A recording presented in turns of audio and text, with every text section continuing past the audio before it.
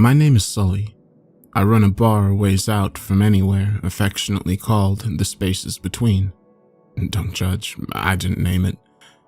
My companion is Cheddar, a Bernese mountain dog that understands the words attack, kill, stun, and defend, but not the word breakfast.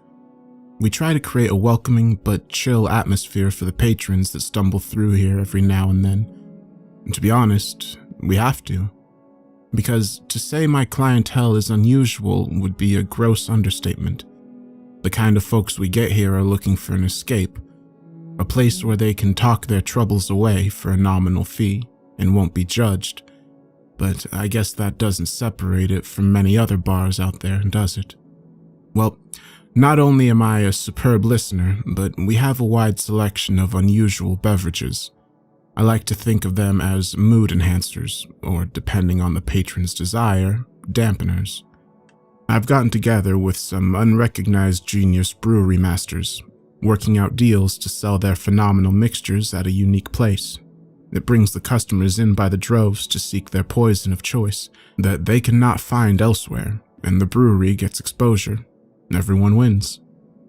I guess for me, I knew sharing some of the stories I've picked up along the way would be of interest to you. And who knows, maybe you'll stop by yourself one day. But you don't pay in cash here. You pay with stories. If you've ever worked in a bar before, you know the happy-go-lucky environment you see on a show like Cheers or on a weekend filled with excitable youths is nothing like the dreary reality of a bar.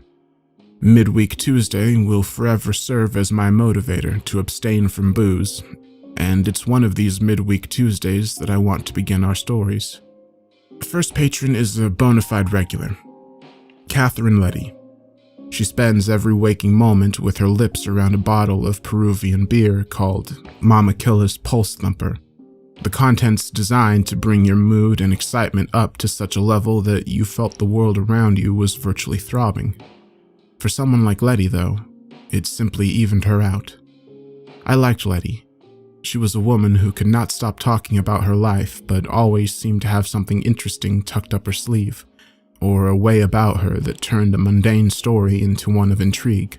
She once spent 15 minutes telling me about the watering of her plants and the way her system worked before taking a left turn into how her giant pitcher plant was fed some of her experimental alcohol and it ate her cat. I got home one day, and Methuselah was just gone, she said between swigs, her youthful face riddled with stress lines, bags under her eyes, and a mess of unkempt brown hair. The majority tied back with a clip, but the fringe leaving streaks down her face to complement the streaks of booze running down her chin when she downed too much in one go. With a name like that, maybe it was a godsend, I thought, wiping down the counter while looking at her and offering a vocal affirmation of my condolences. She downed the rest of the booze and slammed the bottle down, swaying as she looked up at me. Do you know why I came here, Sully? She asks, her eyes half open and a jovial grin forming across her face as the effects kicked in. Same as everyone else who frequents a bar like mine, I suppose. You want to go somewhere away from prying eyes and drink without being judged. I shrugged, letting the rag fall across my shoulder as I wrung my hands. Maybe the booze, too. I can't say we're not unique in that regard. Nah, I came here because I had nowhere else to go where I could wallow, she declares, announcing the words nowhere and wallow for dramatic effect as she spun in a circle. She pushes some coins in my way, and I grab another pulse thumper for her. But she shakes her head before I can pop the cap. No, I want something else, Sully. I want the pincer, she says, pointing a shaking digit to the shelf behind me where my top stock sat. An assortment of bottles of different shapes and sizes, adorned with labels and logos of equally unique measure.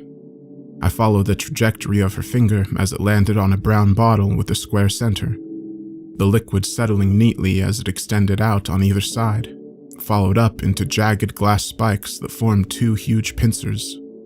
If you looked at it through the beer goggles that I'm 99% certain Letty had on, the glass would pass for a stag beetle.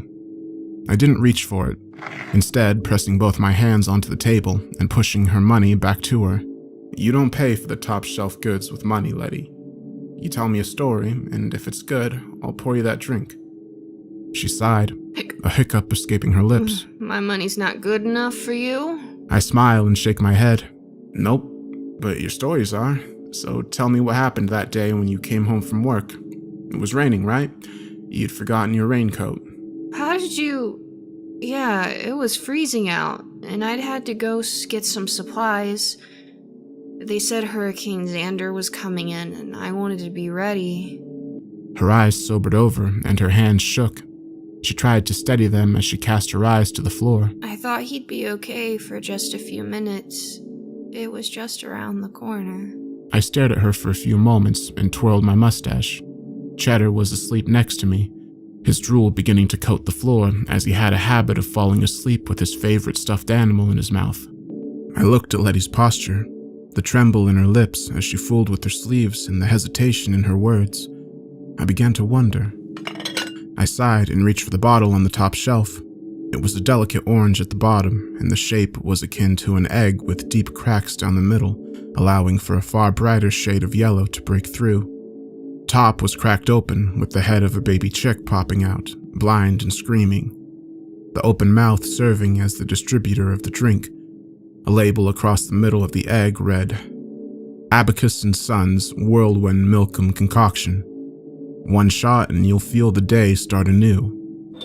I pulled it down and grabbed a shot glass from under the bar. It was clear, and the initials SR were written across it in beautiful black calligraphy. I poured it as she stared aimlessly, and I pushed it toward her. This isn't pincer, she began, staring at the bubbling orange liquid in front of her. I came here for the pincer because I heard it. What it does isn't important anymore, Letty. As your expert bartender, I have decided that this is the better drink for you. Trust me. I pushed a contact number on my phone and nodded to her as she hesitantly downed the shot, an audible hiss emanating from her chest as she breathed out yellow smoke. Your taxi will be here in a minute. Time to go home, I said, detaching myself and beginning to prep the bar for the next patron. I don't... What does this do? She asked, the realization beginning to take her as she put her head in her hands. I feel faint. Why did I do this? Go home, Letty. I say, almost coldly. If you have any trouble, you can come back, okay? She struggles to get to her feet and rubs her arms as she heads to the door. A small... Thanks, I guess. As she leaves. I assure you, I was doing her a kindness. Letty was going to make a very, very big mistake, and I didn't want to see further harm come to her. A few minutes later, I heard the door swing open as a skinny hipster sauntered in, no older than 25. His thick black locks greased back in an undercut. His Armani suit that usually impressed so many people did nothing to flatter me here. He stared around at the bar, scoffing a couple times as he looked at the signs and plaques on the walls before rolling his eyes at the whole place and taking a seat in front of me. This was the ever-intolerable Gomez de Stefano, and I didn't want him anywhere near Letty. This dude has problems with socializing the way incels have problems with dating. Jana's special. Yesterday. He says, looking down disapprovingly of Cheddar and back at me. And make sure your fucking dog stays away from my drink. He comes near my suit, and I swear I'll kick him. Cheddar looks up at him with sleepy eyes, puffs out a sound of protest before sinking his face in his paws to sleep, and I laugh as I find the bottle. You'd be on the floor in 5 seconds begging for him not to chomp off your salami slice, Gomez. I call from under the bar, finally finding the cooler. Inside were a set of aged vials split evenly down the middle. The left a deep blue, and the right an intense magenta. The label reading, Estefania Brewery Co. presents the ultimate emotional experience in Janus. All emotions, 2 sides, 1 bottle. I pull it up and motion to Gomez which side he'd like. He picks the blue, and I oblige, pouring it into a tall glass with some ice. What brings you to my ever-so-fine establishment, Gomez? I ask, putting the cooler on the counter and knowing full well that I'll need more of them soon. Gomez drank profusely once he began. I needed somewhere I could go to talk. You know, And this place is the only one I was told wouldn't judge me. His eyes were welling up with tears and he looked morose. I dare say pathetic in the right light, but since this is what he wanted by taking that concoction, I didn't hold much sympathy for him. All right, what do you want to talk about? Is it what you told me about last time? I asked, watching for any spillage of tears I'd need to dutifully mop up from my beautiful mahogany counter. The stealing thing? Nah, I don't feel too bad about that part. It's what I saw while I was stealing that fucked with me. I don't know if I'll ever sleep well again now. God, I should have done something. He buries his head in his forearms and sobs, Cheddar snorting before getting up, stretching and walking off to the back. Even he wasn't buying this shit.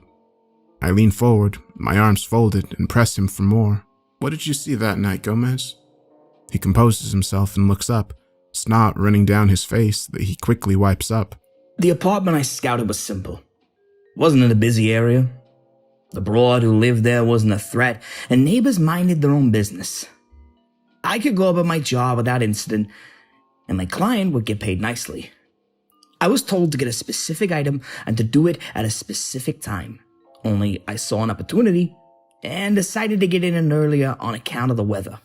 The weather? What was so important about that? I narrowed my eyes as his began to widen, clearly impressed with himself. Hurricane season. There was a fresh one on the horizon, and it was even quieter than usual.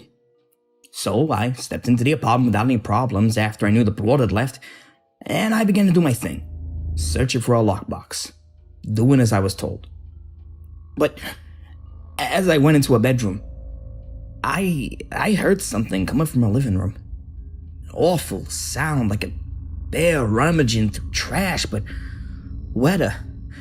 I heard the sounds of wailing and crunching as I saw a shadow cast over the wall, hunched over in the jaws, tearing at whatever was there. Pincer-like arms holding it in place as mandibles ripped and tore. He retched and took a moment to steady himself. I listened intently, the uncomfortable sensation of familiarity running through me. I can't get the fucking image out of my head even now. I got what I needed and bugged out. Handed my shit to the client and never said a word. I came here to forget. To get it out of my fucking head. He shook his head and reached for the other half of the bottle with the magenta mixture, downing it so quickly that splotches fell and stained his suit. You got this upset over someone's kitten being eaten? I don't buy it. I asked, reaching for a bottle on the top shelf. A golden heart with vines growing around it and a rusted key in the center, producing a beautiful oaken hue. The label reading, Winchester's very own hemlock-infused adjudicator. Your first step in the right direction was choosing this drink. His bravado returned, save for a slight shaking in his knee, and he laughed at me as I asked, What can I say? I'm a softie. Hearing a kitten screaming was upsetting. Besides, why wouldn't someone be freaked the fuck out from seeing a shadow eating it, huh? I thought you types were meant to be insightful. I grabbed a shot glass, and after turning the key on the heart, a satisfying click rang out, and I poured the shimmering contents for him. It's on the house, Gomez. I reply dryly as he looks uncertain. He pushes it back to me, apprehension now clear in his voice, not even bothering to ask for the remaining stack of Janus I'd gotten for him. I gotta get moving soon, Chief. Can't be having too many. Oh, you won't need to worry. The taxis aren't available yet. Sit and drink. I'll give you a little insider info. I smiled, leaning my knuckles onto the counter as I look at the pathetic creature in front of me. He sits gingerly, and after a few moments, he takes the adjudicator drink and downs it heartily. No sooner had he done so, his entire being froze.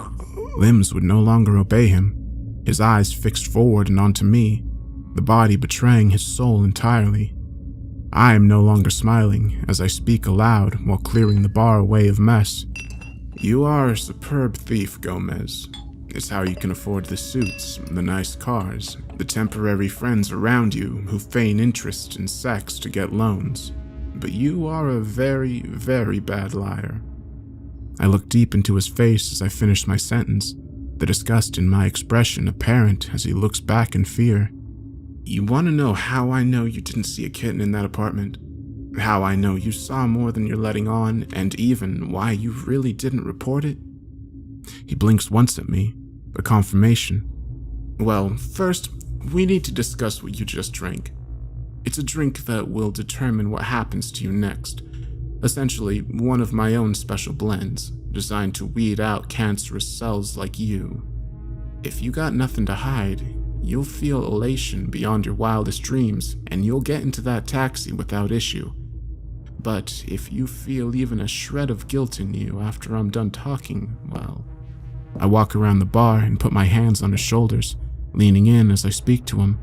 Let's come back to that later, shall we?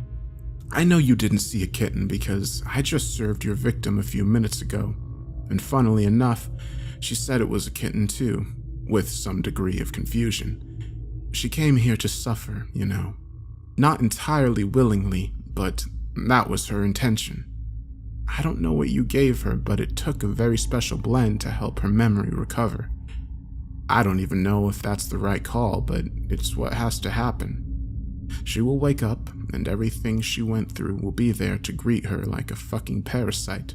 I lean towards him, my voice becoming low. But I did her a favor, Gomez. I gave her a chance to take a different path than the one you and your client sought out for her. Gomez began to shake, his entire body bouncing up and down as his pupils dilated and his head shook. I don't doubt you have no idea who or what your client is, what is in Letty's lockbox, or that you're very, very sorry. But people like you never learn. You'll save your own skin the moment this happens again, and unfortunately for you, I know it will happen again. The thing I can't forgive, though? Myself, if I let you go. Because you saw something in that room and you still ignored any impulse to do right. You saw something that would turn anyone else's stomach, push their fight or flight instincts, and still chose yourself. I turn my back to him and pour myself a magenta shot of Janus, downing it as I hear the sizzling of Gomez's body begin to crescendo. You deserve what you get. The form that housed Gomez began to melt away, the skin and bones beginning to burn as his limbs sagged and eventually fell from the torso, continuing to burn and melt on the floor. Gomez tries to scream through the foam that coats his throat, but a soft gurgling is all that's audible as his head sinks into his torso, and that too melts into a viscous sludge that hardens as soon as it settles. Cheddar walks back in as his head nudges my hand as I pet him, my face stuck in a permanent scowl as I look at the ultrasound photo Letty had left behind. You saw a crib, Gomez. You saw a crib.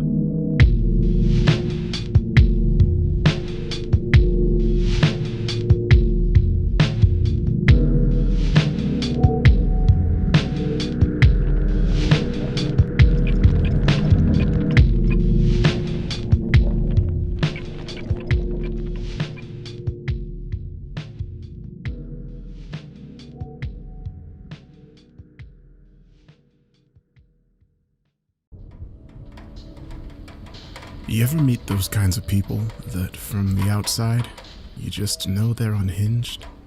Maybe you take 2 minutes into the conversation before they suddenly mention they regularly infuse their boogers, nail clippings, or whatever other bodily shavings into a broth that they think gives them the ability to see into the future or something.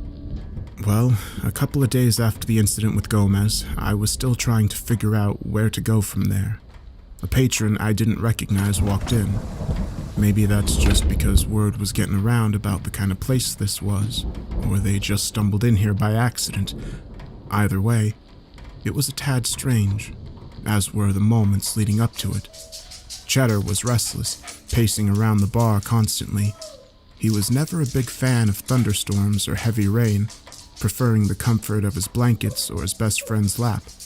Unfortunately for him, I was expecting a delivery, and our regulars would need a top-up soon.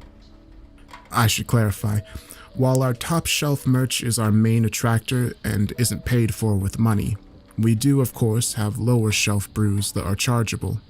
How else do you think we stay afloat? The delivery came, and I thanked the courier, a stack of various concoctions now waiting to be placed in their new homes.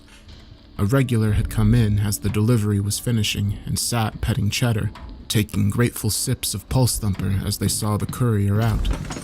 The regular's name was Harry Krause, a short fellow who embodied the sad boy aesthetic. Black Japanese urban sweater, a pair of circular glasses, open-top cap, and a custom face mask painted with rows of sharpened teeth. Behind it were lips emblazoned in black lipstick and a face adorned with piercings. He was the living embodiment of hedonism, claimed to have once been an insurance fraud investigator that occasionally bent the rules to get bigger payouts. By bent the rules, of course, I mean he started fires that couldn't be put out, including one literal fire, if you believe the stories, though he was careful to ensure nobody was ever present. There was still something to his story, and until he told me everything, something destined me to keep on seeing him and dish out cheap advice. So, you just straight up torched this motherfucker where I'm sitting? He asked, eyes awash with admiration of my feat as Cheddar lapped up the attention. Yeah, melted him into the floor before my partner did his thing. He deserved it, I replied, cleaning away the 4 empty bottles Krause had already had. Whoa, you are a beast, Sully. But why would you get involved in this? It ain't like you to meddle. This place is meant to be free of judgment, right? I paused. He was right, and I was definitely not going to make any friends by doing this, but I looked at the ultrasound photo in the coat rack area before replying. We have a section of Lost and Found, as any bar does, but ours has been steadily accumulating more of the lost, and it's becoming a concern. These people are going fucking missing, Krause. I sighed. My shoulder felt heavy just thinking about all the people I'd gotten to know that were lost to the ether. For every thank you letter we receive, a missing poster follows. I saw Letty the way she was, and, well, I guess fate intervened when the photo fell out and Gomez walked in. Krause chuckled, finishing the bottle, putting his face mask back on and grabbing his hoodie. Well, you're a stubborn bastard, so you're in it for the long haul either way. But I'll be right there with you. Look, I gotta shoot. Drop off that thing that needs doing. But I want some of that Emporium whiskey next time I'm in, alright? Maybe then I'll tell you the rest of my story. He looked over at the grand bronze flask sticking out of the crate, a royal seal adorning it and a label beneath reading, McGill's Distilled Black Sea Extract. A way to float or to sink, your choice and your volition. See your memories become clear. That's the McGill way. I smiled and nodded, waving him out as I put the bottles away and staving off the exhaustion I felt. The day wasn't done just yet. I put up our new sign. Mahogany and cheddar makes everything better, above the wall behind me, pouring myself a glass of Emperor's Refuge, a thankfully optional alcoholic drink. It sat in a large oval container, a beautiful fluid preserved in amber with a small crown atop it that acts as a mixer. When the crown is rotated and the diamonds affixed correctly, it releases the extra ingredients into the container, allowing it to glow brilliantly with the shimmer of a diamond in the light. I stared at the bottle as I swirled the mixture in my other hand, the label in a garnish font befitting that of royalty beaming back at me. Noble blood proudly present the Emperor's Refuge, for when even the most diligent man must rest and clear his mind. I don't know about that one, Chief, but I'll take a rest all the same. I smile. Cheddar walks up expectantly, his tongue hanging out as I down the drink with a hearty gulp. Yep, you're royalty too, bud. You're the Duke of Scraps and Barks. I pet him as he licks my hand, a brief moment of reprieve before the sound of thunder and the door being kicked open causes him to sit upright and bark, shattering the tranquility. Standing in the doorway, enshrouded by a thick blue robe, was a tall, thin individual I'd never seen before. He didn't so much move as glided towards the bar, not a drop of water leaving his person and staining the wooden floors. Cheddar moved behind me and whined. Something about this guy wasn't right. This is the place, yes? A raspy, well-spoken voice called from beneath the hood. It sounded as if the vocal cords had been shredded to bits and nothing but ribbons held on, threatening to tear at any syllable too elongated. It made my skin crawl, but I'm a professional, and I held my nerve. You got it. Welcome to the spaces between. I'm Sully. This big lug behind me is Cheddar. What can I get you? I open my arms and gesture to look at our stock. The eyes do not move, but the face gets closer.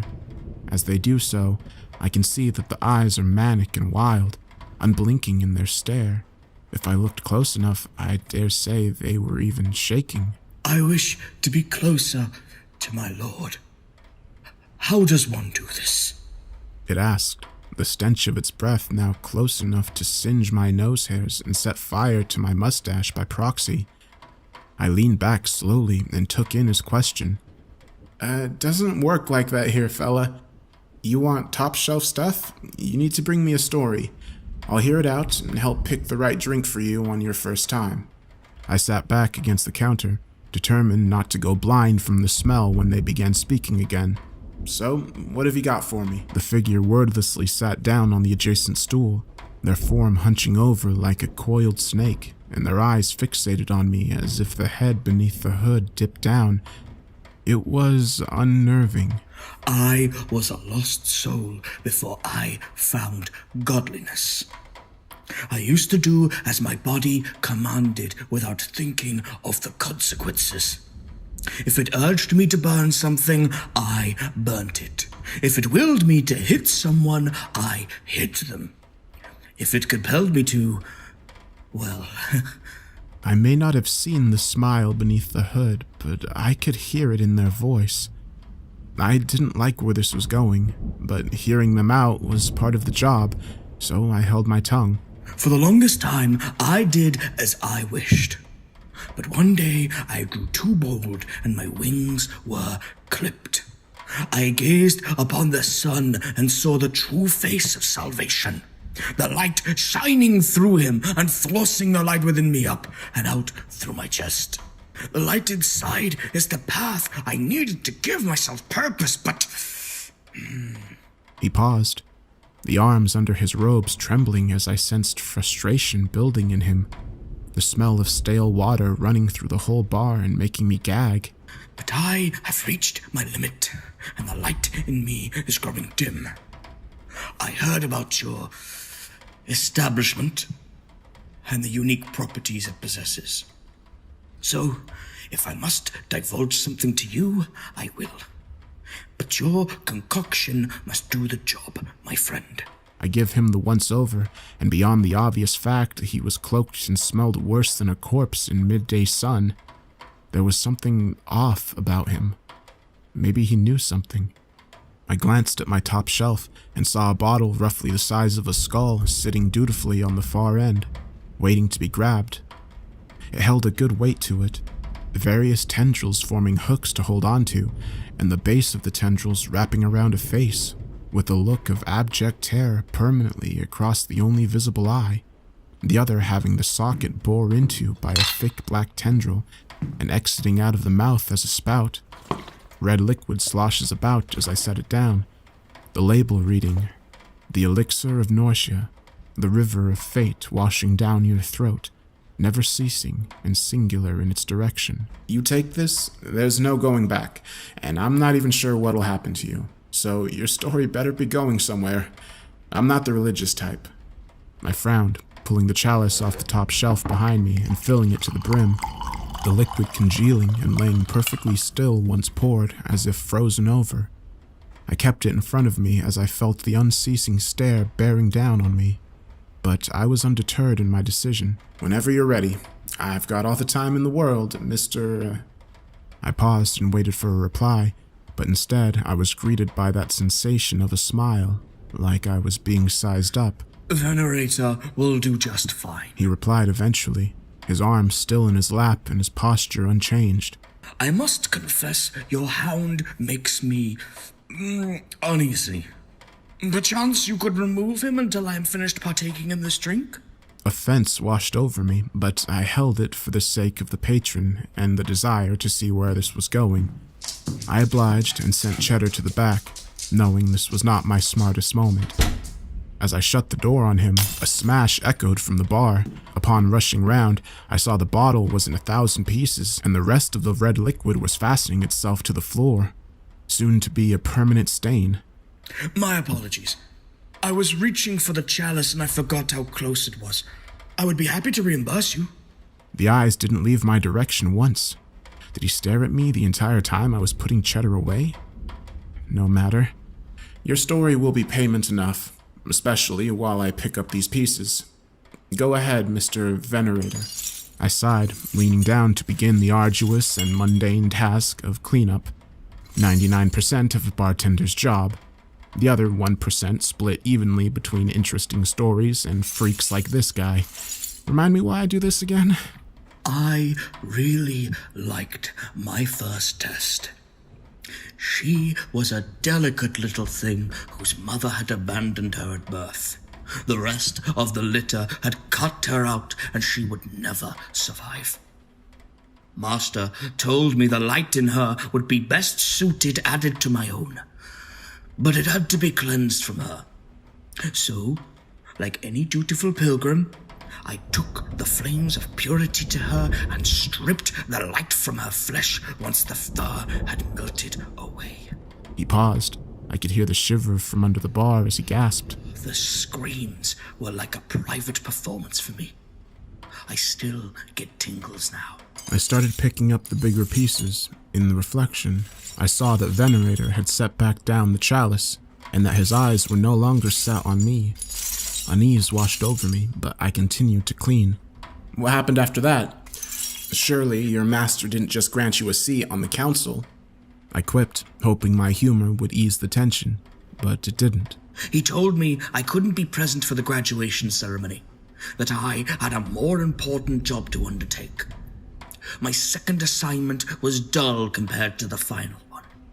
I was to gain his favor by ensuring his actions were seen to the end, no matter what it...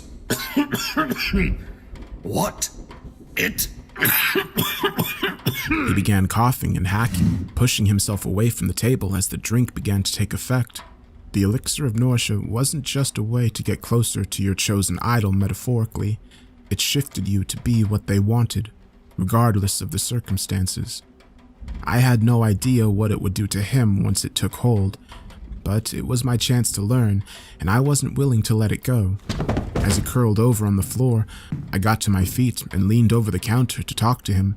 I could see the exposed skin on his arms began to grow gray, and the nails lengthening to form sharper claws. Your master, he did something, didn't he? Something you wanted to be a part of. The Venerator didn't reply. He didn't even move, save for some light breathing. I'm still figuring out what he did and how someone like you found this place. You don't think I realized what you are? You're playing a dangerous game coming here in your condition, you know that? This isn't the first out-of-the-way bar you've been to, is it? While I didn't go out much, I wasn't the only unusual bar around, and my colleagues had been murmuring about weird visits, strange hooded people asking for very specific top-shelf concoctions that they should have had no idea about, with stories that seemed too far strange to be real. I'd even known a few places to go dark not long after mentioning this, so I'd been mindful of newcomers since then. What did your master want with Letty? She's just an ordinary woman. She led a good life. Help me understand. I leaned down to pick him up, and I could see his body shaking, a weak laughter emanating from behind the cloak. A hand appeared before I could react and lifted me up to my feet with ungodly force, the frame now standing up and becoming taller as it did so, far taller than before. I kicked my legs, but I couldn't find any footing or area to reach. I was completely at his mercy, the voice no longer raspy as it spoke, but booming and guttural. She was a crucial part of the ascendancy. Reverence and disquiet saw the potential in her and told our master she was the one. They were tasked with taking her memory while our master fed on her essence. Taking a light before it has a chance to glow brings extra brilliance to his hue, helps him form into this world better.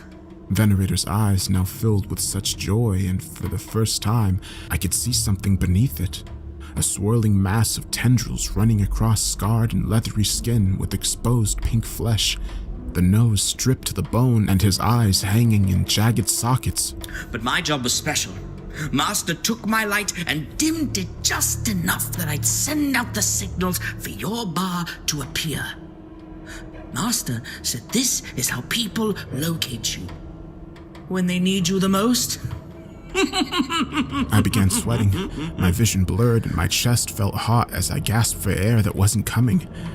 The feeling of malice seemingly pulsating through his arms and transferring to me. It was borderline palpable. His teeth were visibly shaking as he smiled.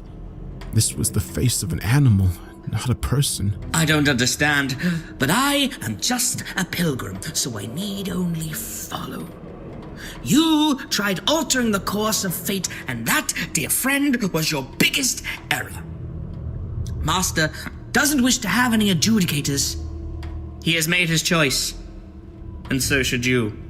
I felt the stabbing sensation of a tendril in my side, a hot, burning liquid beginning to break down my cells and pushing its way through my bloodstream.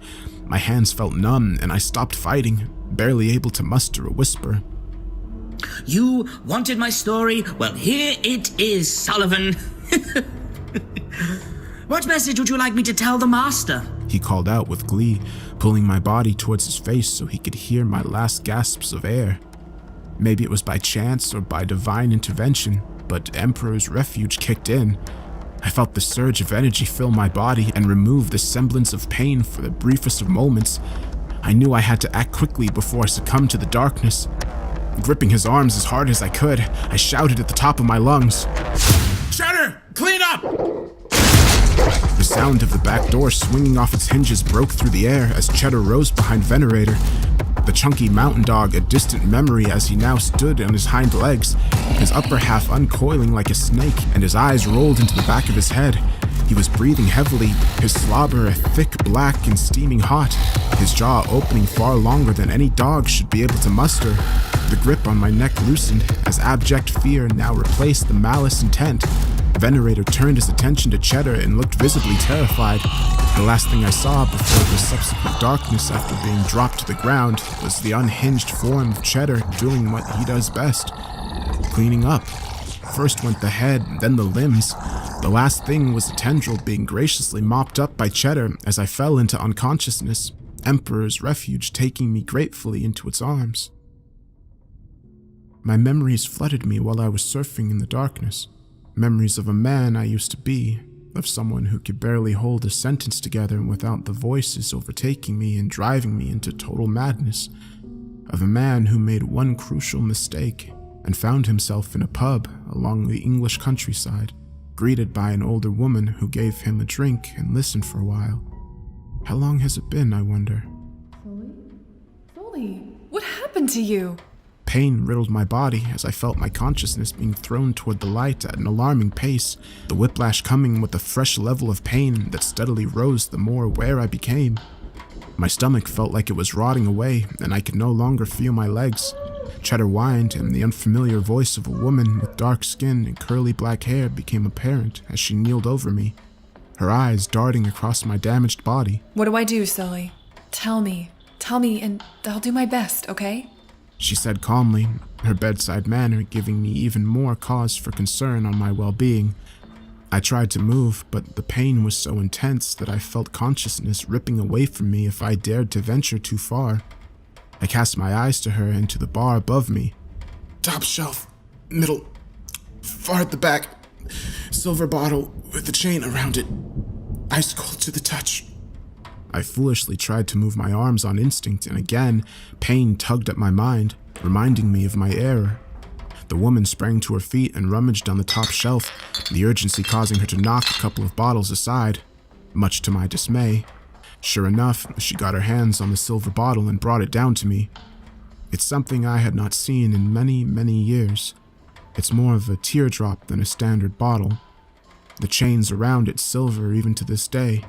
A small combination lock at the top by the cap. I whisper the number to her, and she pulls the cork off, a chill rushing through the room. She read the note on the side, a teardrop falling from the moon with the trail effect burning off it as the logo reads, Professor Ambrose Ashton Smith's Silver Tear Potion. Your cycle shall not end so long as you keep this close. 1 glass for injury, 2 for death. Springing to action, she poured out 1 glass and the bottle fell empty at the very last drop.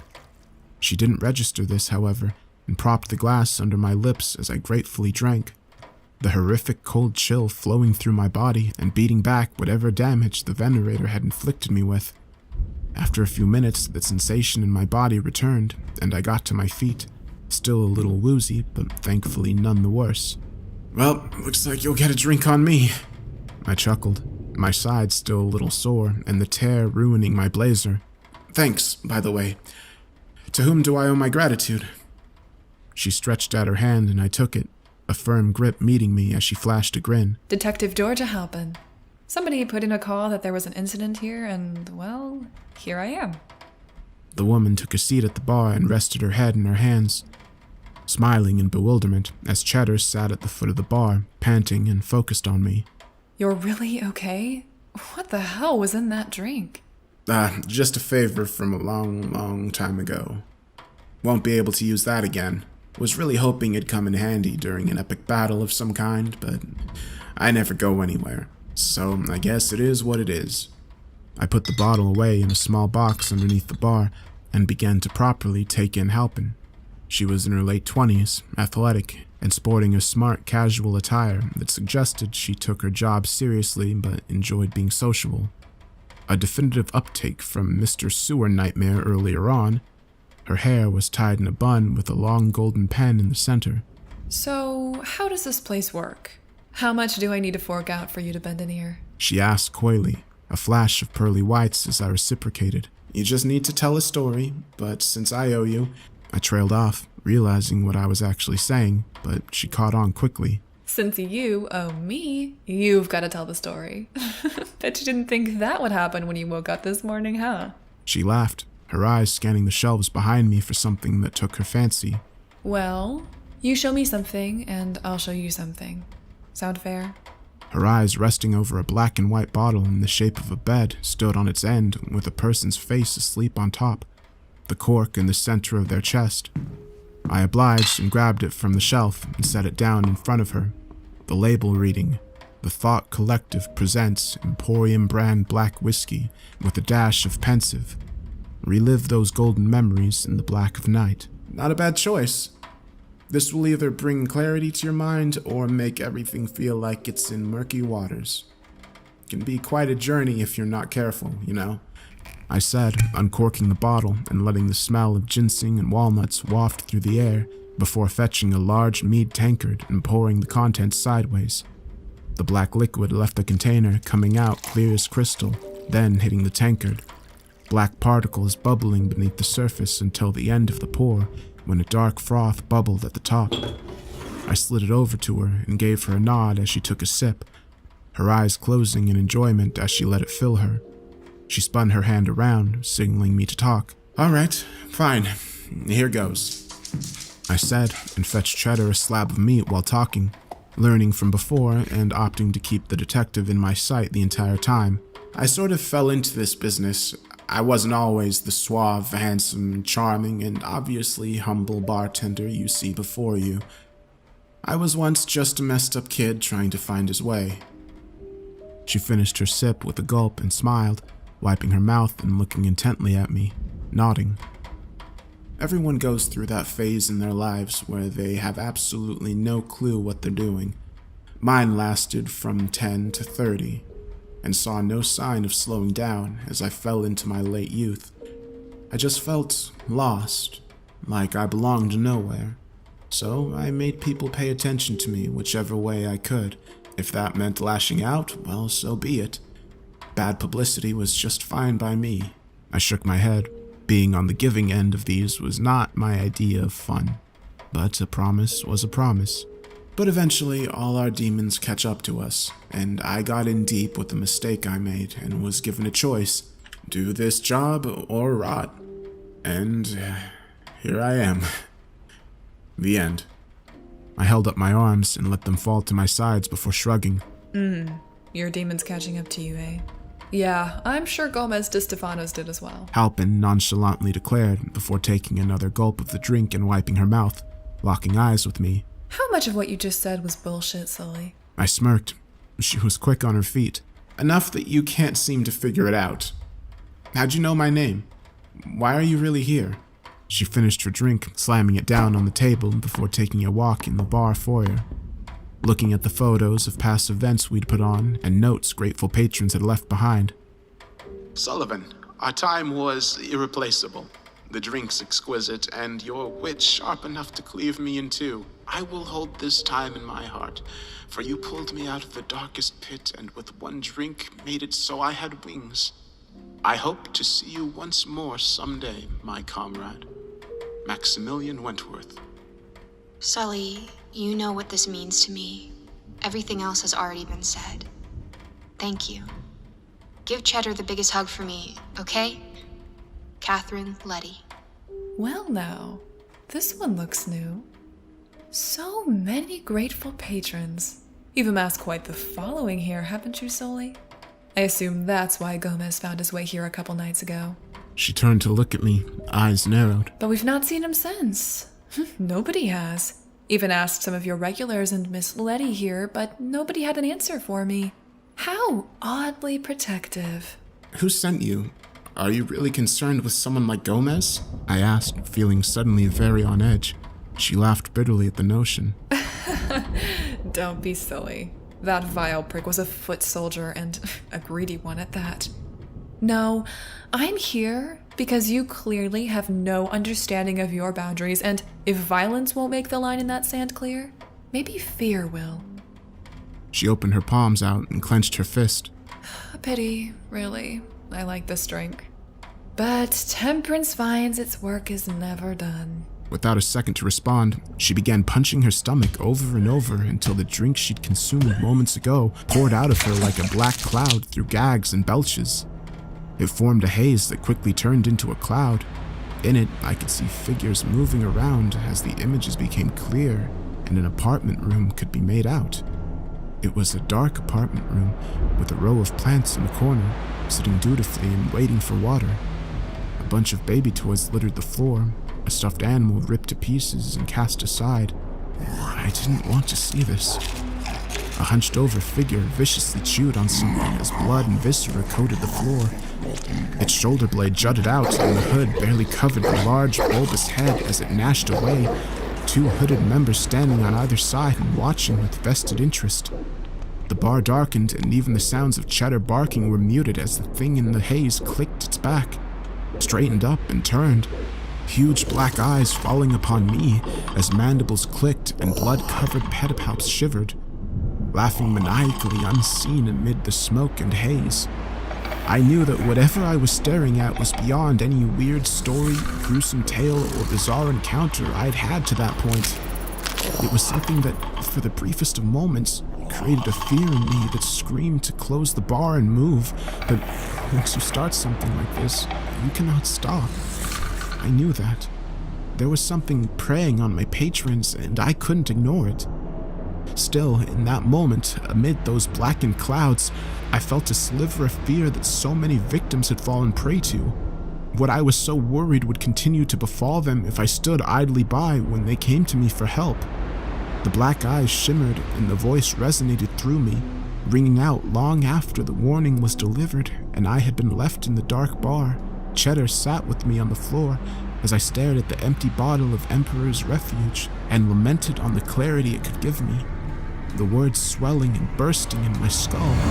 I'll see you soon.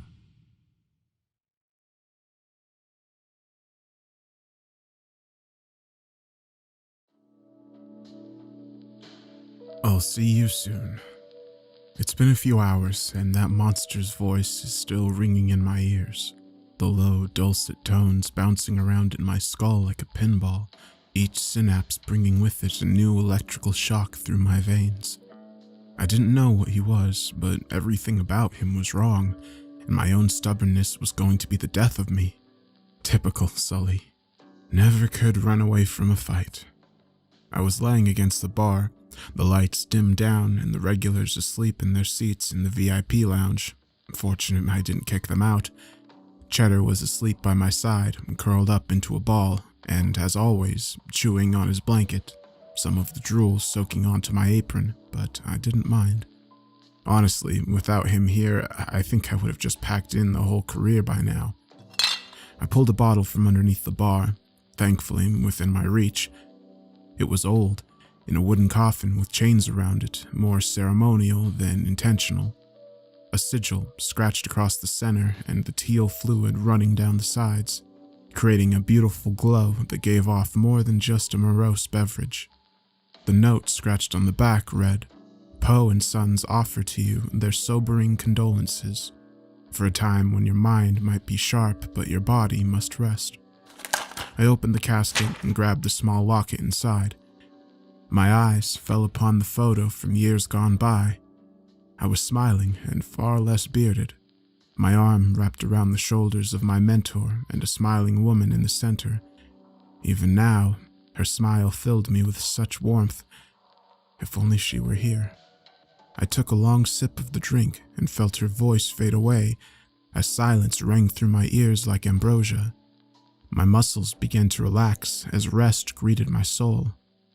"The fuck am I gonna do, huh?" I asked, my hand running over the fur on the top of his head as he breathed heavily. My guess is you're going to stare it in the face, bear a smile, and give them the service of a lifetime. I looked up to see an older woman standing in the arch of my doorway. She was tall, thin, and her black-gray dreadlocks gracefully hung down and rested across her shoulders. Her outfit ever the same, a hunter's cloak with one too many clasps, a triple-bound book attached at the hip, and several voodoo charms adorning the belt buckle. Maybe it was because I hadn't seen her in so long, or maybe it was the bleakness of the situation, but she looked almost radiant standing there. "Madam Lockhart, it's been far too long," I said, getting to my feet and feeling the ache in my side as I reached out a hand. She pushed it away and smiled. Sullivan, how many times must I remind you? It's Nell. None of this formality nonsense. I taught you better than that. She pulled me in for a hug, the audible wince in my voice easing her grip and bringing concern to her own. What have you gotten yourself into this time? She asked, without letting me go from the hug. Baby-eating madman. Might be otherworldly. It's a whole thing. And his followers want me for something. I thought it was death, but... I looked over at the empty bottle of silver tear potion, still confused. She saved me before warning me. Makes no damn sense. Nell let me go, and the look on her face told me she knew something I didn't. Her hazel eyes shimmering in the dim neon light of the bar sign. Sullivan, you've made your choice, and you will not make it out of this intact. So it's my job to best equip you for when that time comes.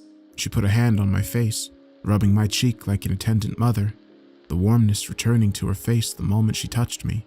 You've grown so much. I'd hate to lose my favorite student. I smiled, feeling a degree of safety I realized I'd not felt for some time. I told her about the past few days and the events leading up to that. Much like how I treat my regular patrons, she listened with next to no judgment and showed attentiveness throughout. She was, and still is, my hero. Some things never change, I guess. Madam Nell Lockwood was my mentor from an age long past, someone who offered me a hand when nobody else would and listened without judgment. I guess her policies rubbed off on me. She ran an establishment a lifetime away from here that catered more to finding, preserving, and/or eliminating cryptids. She still enjoyed a drink, though, and that was how I came to be in this place, running this bar. Cheddar! She squealed as she saw the groggy dog lifting his head and barking. Well, more boofing, given his size. At the sight of her, she held her hands open as the big lug ran into her full pelt and profusely licked all over her face, her laughter infecting me as much as the bar. She made me feel safe in a way very few did. I missed that. I turned the lights on and grabbed a change of clothes from the back room, the purple waistcoat now torn to shreds and the tie looking more frayed than before. Spying an old favorite in the back, I quickly put it on, feeling a dull ache in my side as I wrapped the navy tweed waistcoat around a white satin shirt, putting my watch back in the waistcoat pocket and keeping the chain tight to the center. I fastened the silver buttons as carefully as I'd done on my first day here so long ago.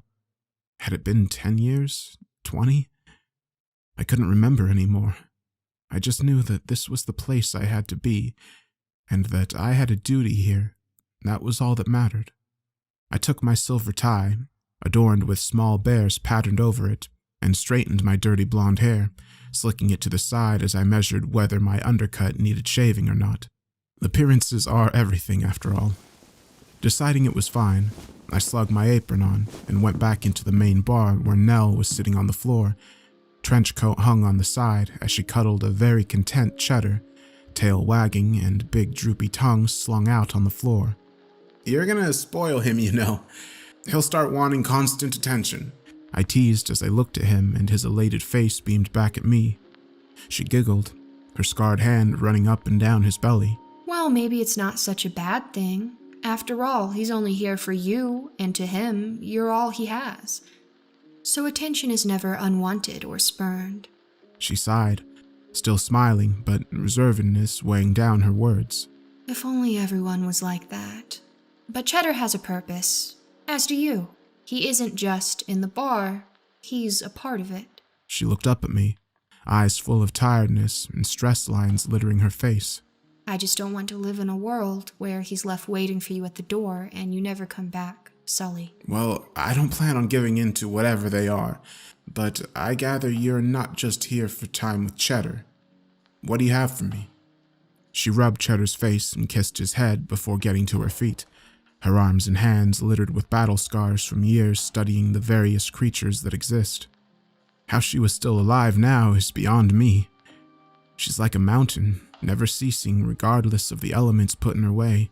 Taking a seat at the bar, she pulls out her book, the Creature Compendium, and opens it up while staring at my back wall of drinks. I'll take the Evening Star, if you don't mind, she declared as her face bent back down into the book, scanning over her notes and mumbling to herself occasionally as she flipped through the pages frantically.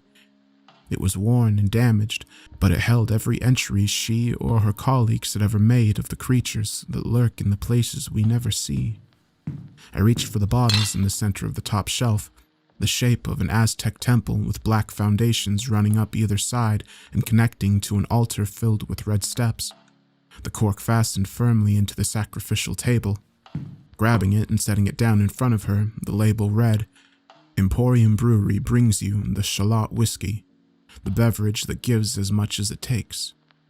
The red and black liquid shimmered in front of Nell as she motioned me to sit down opposite her, leaning over to grab a pair of the shot glasses I keep under the bar.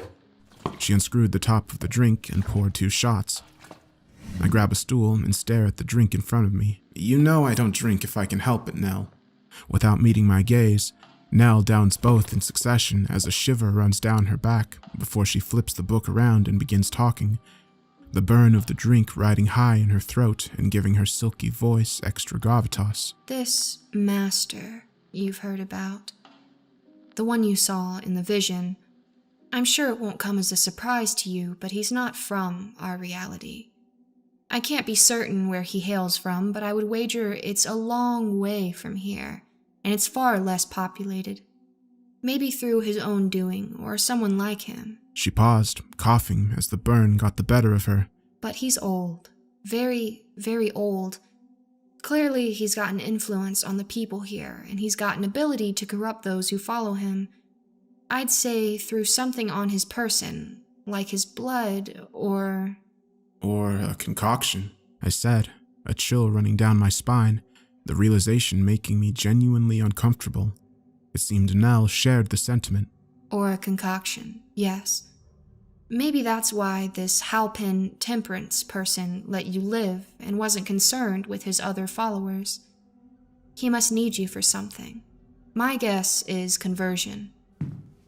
She walked back to her book and pulled it up, an image very similar to the creature I saw in the vision, but one without clothing and far less humanoid staring back at me. "This, Sullivan, is what I call a dimensional devourer. He's not the first, but he seems to be the most influential. I've come across one before, and it was a lone wolf, but it talked about coming here and spreading its influence. It created other cryptids I've spent my life hunting, and it feasted on humans to the degree where they didn't just die, they were all but erased from this dimension. And we have one that seems to know its target audience. Great, I replied, the shot of Shola looking tempting all of a sudden. This one has some kind of group. You said you'd met 2 of them already? She asked, pen at the ready to take notes. Yeah, Venerator was some kind of tentacle fanatic. Dude had a fascination with growing closer to his god, and he stank to high heaven. A lingering, garbagey scent burning on a hot summer's day. I retched a little as I reminded myself. Nell looked unimpressed. The other was Detective Halpin, who called herself Temperance. She said she was just here to deliver a message, and after saving my life, did just that. Whoever heard of an honest bad guy? Or girl? These 2 others they mentioned, Disquiet and Reverence, they aren't going to just sit on their asses and wait for you, Sullivan. They're coming here. What are you going to do when that happens? Smile and offer them a drink, hoping they won't just kidnap you or steal your stock? Oh, that would be boring. Nell swung round and without hesitation threw her pen like a dagger in the direction of the voice. A small hooded figure near the back of the room maneuvered out of the way and stood on its head by the windowsill, its neck cracking as it supported the entirety of its body weight. That simply will not do. Not do at all. The voice was high-pitched, feminine, and carried an air of something unnatural about it. Identify yourself. I'd enjoy making a new addition to my compendium, Nell said, a sly grin running across her face as she kept her eyes fixed on the small creature. You may call me Disquiet, a follower of the light inside, and that. She raised her hand, and a single digit cracked forwards, the joint straining as it continued to extend beyond its limitations to a spot behind the both of us. Is my colleague Reverence. Without my say-so, Cheddar had instinctively gone onto his hind legs and was leaning towards a monolithic-like structure, cloaked and against the wall in the corner. At first, I thought it was a machine, but red eyes and a hateful stare broke through the darkness as a pair of veiny, muscled arms reached out and pulled Cheddar into a bear hug, his yelps ripping out my eardrums. Revere what you fear. Flee from what you don't. I will ascend to greatness. You, on the other hand, won't it. The figure known as Reverence pulled on Cheddar tighter, his black drool burning Reverence's skin, but not ceasing the agony he was facing. Cheddar! Nell looked at me and nodded before switching her stance and rushing towards Reverence, pulling a serrated blade from her belt buckle and pulling it close to her face, breathing heavy. I can't help you with both, but do you trust me, Sully? She called back, not taking her eyes off the monstrosity in front of her. Does service come with a smile? I replied, not taking mine off the emaciated, broken form in front of me. Her stomach began to glow as she leaned down to hold onto it, and the red and black energy rushing through her veins and filling her entire being. I'll give you credit, Sully. You offer one hell of a drink! She cried, bellowing as a thick black and red smoke emitted from her eyes, nose, and mouth, encompassing the area around Cheddar and Reverence, Nell crying out, The hunt begins, motherfuckers! and laughing heartily before leaping towards them, a well of bright energy blasting through the bar and painting it in a red and blue hue for a moment before dissipating. A scarred floor, all that remained of the 3 of them, and a gaping hole in the wall where Reverence once stood. The sounds of crashing and banging filling the back rooms as I hear them brawling in the distance. I coughed and covered my mouth as I tried not to let my focus wane in front of what I instinctively knew was a dangerous being. Disquiet slumped forward, her back falling to the ground and contorting her frame as she reoriented her body to stand upright, the joints shaking and crunching as she twisted to assume the correct stance. Interesting. She was never mentioned to us before arriving here. We thought 2 would be appropriate. How very frustrating. Her voice was monotone in its expression, a trait I was quickly growing tired of. I twirled my mustache and took a few deep breaths, trusting Nell to do her part and focusing on my own. Welcome to the Spaces Between. I'm sure you know who I am by now. What can I get for you? I smiled. each word delivered with sincerity, but with a dagger of malice lying in wait behind it. I wanted nothing more than to throw her on her ass and kick her out, or worse, but approaching this cautiously was my best bet. The figure took several steps forward, legs crossing over each other in awkward ways before disappearing from my vision entirely. A moment later, she was sitting on the bar and pointing towards something on the shelf. I would like to sample this before we get started. Then kindly move your ass off the bar. That's not sanitary, I replied coldly. This one was getting on my nerves.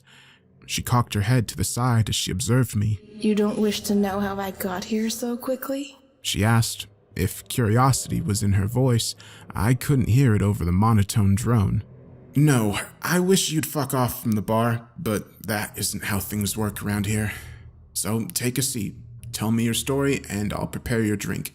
If the story is good, you'll get your drink. I turned my back as I heard her shuffling to the seat, and I grabbed a pair of bottles from the top shelf. And as I may not be strong, Cheddar and Nell are. If they come back, when they come back, you'd better be finished with your drink and be heading back to Captain Tarantula to tell him he needs to go back to his dimension. We're full. The first bottle I slammed onto the table was in the shape of a human heart, black with ventricles and veins perfectly placed as it beat softly in place, letting the dark fluid rush around in its center and creating a slight stream as it bubbled from the top ventricle. The note read, "The Society of the Sunless gives unto you, the Kingmaker. With consumption, he ascended to his endless throne." The second was a fractured handheld mirror, fragmented in multiple places but still perfectly held together, a yellow liquid running through it and creating a beautiful pattern as it pooled at the center. The label reading, "Cane Brewery offers you divine intervention. Just one taste and the moment will change." These are old. Very, very old. I began, pulling the stool from across the bar and sitting down on it, hands folded in front of me. I don't know how you identified one of them. I don't know what you want, but your story starts now. One of these drinks will be your drink. Let's find out which it is. From the age of 7, my father instilled in me that I belonged to him. He would remind me of this every time I said hello to someone. Every animal I wanted to pet, or every successful hunt I brought to him. He would stand over me, eyes ablaze with rage, and tell me that everything of my person was his. Her monotone voice began to give way for a moment as her head shook. I hated him. More than anything else in my life, it is he who made me what I am now. She pulled her hood down and my eyes widened. Her face was a battleground of pain. Her eyes burnt over and nothing but vacant sockets. The ears gone and the skin leathery where it had to accommodate. The mouth mostly intact save for a blackened, singed tongue. I started a fire on the morning of my 13th birthday, when his concept of ownership transferred to but one part of me. I decided this was the right time to part ways. I watched as his corporeal form melted away. I did not flinch or falter in my resolve as I saw flesh stripped down from bones and heard screams ring in my ears. I did not cry when my own did the same. She put her hood back up, looking up to the ceiling. It was then, by some miracle, that he came to me. I was propelled to a place of endless stars converging on one another and cannibalizing themselves. It was an entropy of endless death and life. A most beautiful place. He spoke to me and offered me a choice. The same I have been instructed to offer to you now. And what may that be? I asked, knowing I'd need to prepare myself for the backlash when I declined. Join me in the feast, or become a part of it. Her teeth flashed as the black serpent of a tongue she held in her mouth poked out but for a second before slinking back into her gaping maw. I saw a shimmer on the tip, but I couldn't place what it was. I stood up, cracking my back as I stared at her. This poor, pitiful soul. I guess every patron has their poison. Time's up. Have you chosen your drink? I asked, knowing full well what will happen the moment she puts her lips on either one, neither being an outcome she could possibly know about. Have you chosen yours, Sullivan? She leered, a raspy breathing sound emanating from her hood before striking me in the neck with a sharpened tongue, the sting temporary but followed by a wave of searing heat. What is it with you people and poison? I cried, holding my neck and expecting to feel the pain run through my body, but it didn't. Instead, I felt an all too familiar sensation that I had no means to counteract, save for getting to a seated position. I was paralyzed. I cast my eyes to the shelf and saw a small hole in a particular bottle just beneath the two I had pulled from the top shelf, leaking its contents down to the floor. It was a golden heart with vines growing around it and a key emblazoned in the center. The adjudicator concoction. How did you... I gasped, feeling my legs stiffen and my breathing grow heavy as my chest compacted and refused to release. Gomez was more than an informant, Mr. Sullivan. He was an informant with a lure. We learned so much through his eyes, and our master was enamored by what he saw. Boundless opportunities to bring forth more of his flock, to help spread his glorious message. So I come to you with a question. She leaned forward and I saw her smile as my body froze in place, the fear of what may come next rushing through me. How does my master get to this place?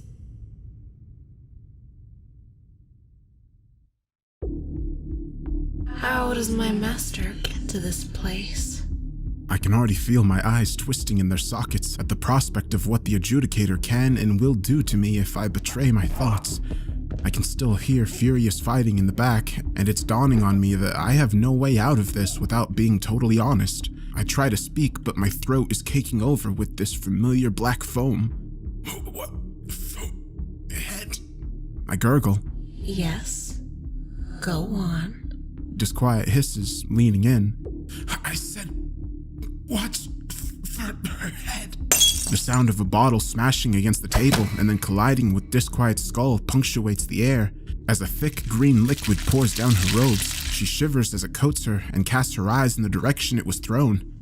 There she sees a tall, thin man with his hood up, white face mask and circular glasses shimmering in the light, smiling at her and clutching a second bottle of McGill's Black Sea extract. The entirety of its contents now enveloping Disquiet as she begins to slip back and fall into the thickening sludge. Black Sea extract. Float or sink depending on your volition, huh? Kraus grins at the bottle before looking over at me. Why would you sell this? He cries out incredulously. I would have shrugged, but I was still paralyzed. Disquiet writhes on the floor and shrieks as her contorted joints cannot free her from the liquid as it rapidly turns to concrete, anchoring her in place. Kraus looks around and spies the pierced bottle of adjudicator on the top shelf, the remaining contents now spilt onto the floor. He reads the label and begins to panic. Oh god, oh fuck! What do I do, Sully? How do I stop this bitch from doing whatever it is she started doing to you? Again, I can do nothing but gurgle, my last bit of resistance used in the declaration to Kraus. He stumbles over to me after stepping on Disquiet's chest. Much to her chagrin, he begins looking me over for a solution. You won't find much there, dear. Nell's voice calls from the regulars' lounge, Cheddar slung over her shoulder, and the inert body of Reverence being pulled by the collar around his neck. Seems Nell attached Cheddars to him for hilarity. She's weird like that. She's covered with blood and her eyes are wild with passion, but her voice and demeanor are completely calm. She tosses Reverence's body next to Disquiet's and gently sets Cheddar down by me, placing his favorite blanket in his mouth and looking me over. Sullivan, I can fix this, but it's going to hurt. Her eyes met mine, and I can see the reluctance in her face. But you knew what you were signing up for when we first met, didn't you? She pulls my head to her chest, kissing the top of it before whispering, Do it for her, Sullivan. And driving her palm square into my stomach.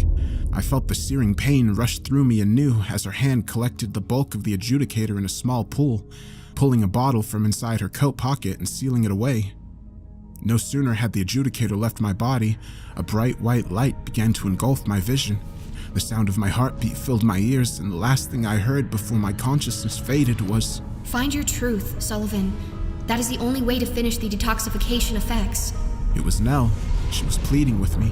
Find it and come back to us." I couldn't tell you exactly what year it was, but I was younger. The bar wasn't the same, and I definitely did not have a mustache. I was tinkering with some drinks in the back of the bar when I heard a ring out as a hurried, much younger version of Kraus fell through the entranceway. The entertainment in the back stopping mid-song to see what the commotion was all about. He was beaten up, bruised, and his glasses were cracked. "Welcome to... What the hell happened to you? Are you okay?" I rushed over to pick him up when a much bigger man entered behind him, the fury on his face apparent. You fucking freak. If you ever try to pull that shit again, I will make sure this feels like a massage in comparison. His face was practically shaking with rage as he stormed off. Never stopped me before, Dad. Kraus choked between laughter, a tooth dislodged and rolled freely on the wooden floor. I sighed and helped him to his feet. "I don't even want to know what you did this time." I groaned, getting him to the bar stool and offering him a rag and some ice to stop the swelling. No, you do not. He laughed, dabbing his right eye with the rag, and a bloodied grin stretched across his face. What matters is yours is the first place I go to when things kick off. And we always have each other's backs. Since day one of opening, literally. My shoulders fell as I tried to find him a good drink. "One of these days, it's going to be too much for you. You know that, right?" Of course. That's the fun part. Figuring out which day it'll be. God, I hope it's on hump day. He laughed. He snickered to himself before shouting, "Ah, fuck!" when his jaw moved too much. I looked at the top shelf and found a mixture I'd been sent earlier today. It was a locket shaped like a 4-leaf clover, with a thick golden chain hanging from its tips. A beautiful gold hue emanated from the center, and a single clasp acted as the opener. The label attached to the chain reading, "Posithwaite and daughters give to you the luck serum, 1 part honey, 1 part scotch, and 1 part distilled fortunes. You will see your luck turn around at but a moment's notice, for better or for worse. Maybe this will stop you from getting the shit kicked out of you so much." I teased as I unclasped the vial and poured its contents into a small silver glass, the gold hue transferring to it and displaying a beautiful shimmer. Well, maybe then you look like the hot one out of the two of us. He jeered back, sharing a chuckle as he downed half and passes it to me. I smirked and joined him. A far smaller, puppy-like chowder bounced from the other room and leapt up on Kraus's lap, the once goofy boofing sounding now more like small borks, and the drool ever present as he licked the wounds covering Kraus and tried his best to comfort him, Kraus laughing the entire time. Man, if I had a dog like this, I'd take any fucking job they had available. He chuckled between slobbery kisses from Cheddar. The door to the bar opened again, and a young woman stepped in, early 20s and utterly spellbinding. Her slender figure cut through the noise and the atmosphere of the bar, her red hair flowing down her shoulders and across her chest in an elegant curl, eyes alight with the spark of life. I could not take my eyes off her, and Kraus calling me repeatedly dissipated into the ether as she walked up to me, a mixture of confidence and mania written across her face. "Welcome to the spaces between. I'm Sully, and that little furry fella is Cheddar. The slightly bigger and louder one is Kraus. What can I get for you?" Her smile immediately faded as soon as I was done with my introduction. You don't. She breathed, her soft voice a far cry from the croaky gruffness that I am accustomed to hearing, courtesy of Kraus. "Is everything all right?" I asked, already trying to figure out what kind of drink she may need, not focusing on the fact her demeanor was rapidly changing. Sully. My Sully. You've forgotten me already? Her eyes fell and the smile dropped into a deep, hateful scowl. Cheddar whimpered and leapt down from Kraus's lap and ran behind my legs. Uh-oh, did you break a heart, Sully? That ain't like you, Chief. Kraus chuckled and nursed his wounded, slobber-covered face. If you don't recall who I am right now, Sully, I'm going to get very upset. I stared. In all the years I'd ran that bar, I'd never seen her before, and I consider myself incredibly adept at remembering faces, especially someone as beautiful as her. I'm sorry, ma'am, but I don't... I began, stopping as I watched with a slack jaw what came next. The sound of Cheddar piddling behind me in fear and Kraus diving under the table and screaming. What the fuck? What the fuck? What the fuck? She screamed, her jaw unclenching and eventually dislocating, showing no signs of slowing down as her facial features began to coalesce and collapse under the pressure of the skin folding over. No tongue or teeth in sight anymore as the jaw stretched back and a smaller head began to peer out of the far reaches of the throat. Gleaming eyes and a horrific voice pushing through the echo of the scream rang out. I am so deeply disappointed in you, Sullivan. You forgot the promise you made so long ago. You forgot the reasons you took this job. I thought love was the strongest binding force there is. It shrugged its shoulders. The hair, skull, and face sagged back and drooped over the spine. But I still believe the saying is true.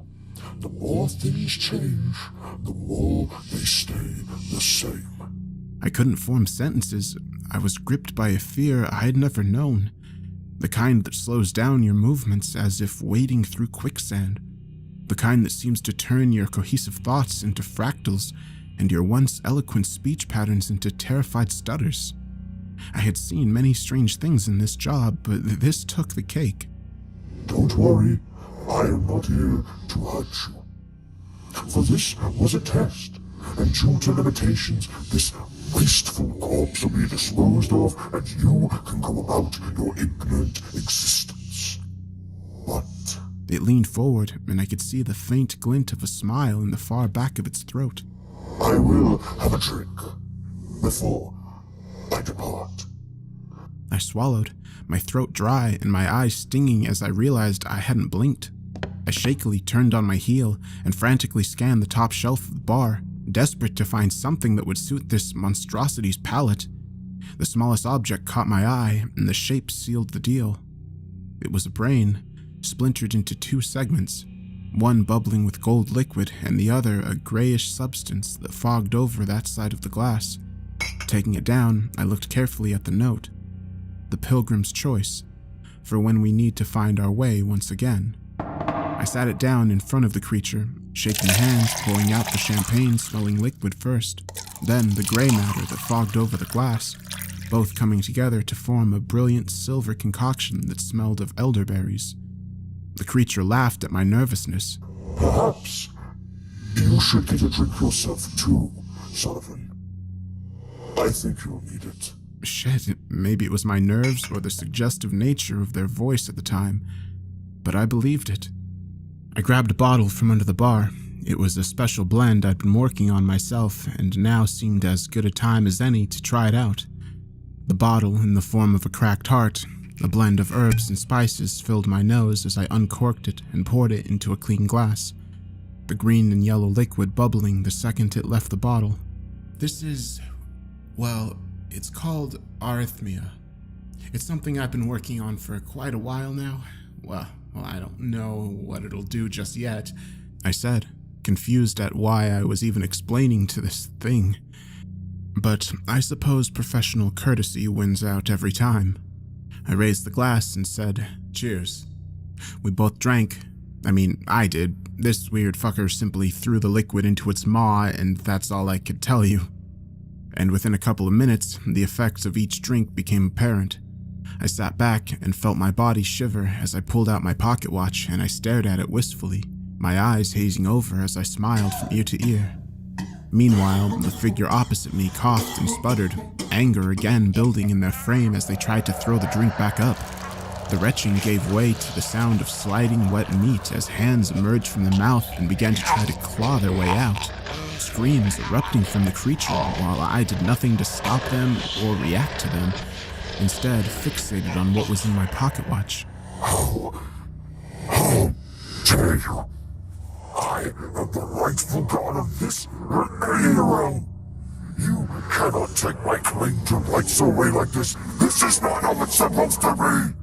He screeched, an arm now nearly free from the mouth and pulling at the table in front blindly, attempting to grab something other than the air in a vain attempt to stop whatever the drink had done. Kraus, beneath his chair a few feet away from the beast, hollered out, Are you gonna deal with that John Carpenter reject or what? but all I could do was smile. Since you're going to forget in a minute, and I suppose I am too, I'll let you in on what just happened. I began, a sliver of tears running down my cheek as I felt the lump in my throat. What I just took was an experiment to see if I could recall why I fought so hard in this job, why I took it in the first place. Because all I had before was this feeling when I looked at my pocket watch. Nothing else. He stopped thrashing as hard and, though still coughing, focused on my words. I did it. I remembered why I'm here and what we are doing. But like you, I'll forget soon. I pointed to his drink and then to my head, pulling the trigger of a gun and imitating an explosion. The Pilgrim's Choice is a reset button of sorts. We have a few of those here, but most are more subtle. Some deal with key moments in life or choices we can try again. Yours is a total wipe, and you'll forget how you found this place, who I am, and what all of this even is. The only one who's going to remember everything is him. I pointed towards the still mostly hidden Kraus, who looks at me and mouths the words, "fuck off" at me silently, eyes awash with incredulity and anger. I guess it's a twist on that old legend of adversaries, isn't it? Instead of one remembers and one forgets, we both forget, but someone always remembers. I watched the creature fall to the floor and cough heavily, choking on the fluid and trying in vain to bring it up. I knelt down low and showed him the contents of the pocket watch, still smiling, but with a fresh anger within. This is what I fight for. This is what I remember. Even if you don't, I know what you did, and I will stay in this bar 1,000 more years if it means my end of the deal is held up. I will be dust before I give in. Every time I feel like quitting without realizing it, this photo will push me on. You will never win, Amos. I lean in closer and stare deep into that gaping maw, holding the photo of a younger me in my arms wrapped around a woman my age. The photo faded, but the love and comfort it brought amplified by the drink, hands shaking as I let my smile slip for a moment. Not in this or any realm. Amos screamed and began to fade from the room, dissipating into a hiss of black smoke as his free arms reached one last time to grab for me, aiming for the pocket watch. As the smoke cleared, I stood silently and clutched it tightly to my chest, tears flowing down my face as I felt the memories already fading. The potency of the drink obviously not strong enough. Kraus scrambled from his spot and came over to me, waving his hand in front of me, but to no avail. Sully, buddy, you okay? I'm sorry, but it'll be a little while before I remember again. But I will keep my promise. Always. I will remember to save, I whispered, closing the pocket watch and wiping my eyes as I felt the last of that familiarity fade from me. What the hell was that, Sully? Old friend of yours? From before the bar? I looked at him, perplexed, Cheddar whining at my heels and trying to jump up for a hug. Do me a solid, clean up the pee, would you? I need to take care of this little fella and fix him something to eat. Kraus looked confused, but shrugged and made a beeline for the bar, grabbing a rag and muttering, Well, least weird shit I've done today. So why the hell not? Fuck, my face hurts. I better be getting some Emporium whiskey on the house for this. I laughed as I carried Cheddar to the fridge. Thanks, Naya. Naya? Who's that? I came to, Kraus standing over me and inspecting my face. Kraus. I meant Kraus. I don't know why I said Naya. I rubbed my head, the feeling in my limbs returning and vigor quickly running through my body. Jesus. Remind me to never drink around you and not pay my tab. Kraus comments as he helps me to my feet. Obviously unable to quantify how this was happening, but unwilling to question it. Nell had been fixing up the two on the floor while I was out cold. The concrete-like substance gone from disquiet, and the hilariously adorned cheddar collar back on its rightful owner as Reverence sat upright, his hulking frame shifting from side to side as he tried to get free from the razor-thin wire bindings Nell had wrapped him and his compatriot in. She looked over at me and smiled. Cheddar was still passed out in his bed at the end of the bar, stuffed animal in his mouth and blanket around his lower half, drool covering the floor. Your dog is one hell of a fighter when he wants to be, Sullivan, she said softly, breathing heavily herself and putting the bottle away. Reverence didn't know what to make of his second form, but after all that, he just sleeps like a normal dog. He's such a good boy. She rubbed the top of his head as he whimpered and chewed down on his toy. Now, we have a problem to deal with, she said, dusting off her hands and walking over to the two hooded forms on the floor, her determination absolute as she pulled over a chair, yanked at Disquiet's hand and placed it on the seat. This is futile. I will not falter in my faith. Even if my mission has failed and my lord punishes me, you cannot do anything to me he is not already deemed appropriate. She looked up, eyeless but defiant, and smirked at Nell, who did not reciprocate. Works for me. I have a different system to my protege over there that you tried to torture, so why waste any time? She pulled her serrated blade, dripping in a thick substance, from her belt buckle with one hand and opened the creature compendium to a bookmarked section, reading aloud. To maximize the efficiency of pain, one must be swift and decisive in their cut, but precise enough to leave the nerve endings open to the cool air, so the bleeding combined with the nerve damage keeps your prey in a constant state of pain-riddled inertia. Without hesitation, she brings the coated blade down and drives it into Disquiet's hand, severing 2 fingers below the knuckle, the fluid bubbling the second it meets the exposed flesh and begins pulling at the bones, the sinew, and the nerves, exposing them further out from the pulpy mass whence they came. Disquiet's ear-splitting screams were beyond measure. She desperately tried to get her body away from Nell, but the strategic wiring made it impossible. She instead shook in place, drool flowing from her mouth as her initial scream became a low moan, the pain putting her into a lulled state. I will ask you a similar question to what you asked my student. How did you come to this place? Reverence thrashed but said nothing to aid his fellow disciple, who continued to moan softly and whisper incoherently even as Nell brought the knife up. I am not fooling around here, girl. Do you wish to break the laws this universe has in place? Do you think yourself that arrogant? You are not above creation. You do not stand shoulder to shoulder with our Lord. You are nothing more than a sin, waiting to be purged. Disquiet's rage rising like the flames and settling as she smirked with her singed tongue. That is absolutely fine, but I'm here to remind you that for every action... She drives the knife into her remaining 3 digits, severing them completely as the process begins anew. She sits up and walks to the bar, finding a pulse thumper and downing it as Disquiet screams. There's a consequence, and her name is Nell fucking Lockwood. The screams once again gave way to moans, but this eventually turned into rapturous laughter, first from Disquiet and then from Reverence. At first, I thought it to be mania brought on by the pain, but as the black smoke filled the room, I knew something was imminent. You are not the only one who has allies to save you. But I assure you, this is the last time. All things must eventually fade and be cannibalized into beautiful entropy. Her agony taking a considerable toll on her as she faded into the smoke. Reverence may fade, but your grief will not, for I will live. Your friends will rot. Reverence bellowed as he too began to fade, the black smoke far thicker than before and engulfing the entirety of the bar as I ducked for cover, pulling the blanket over Cheddar's head.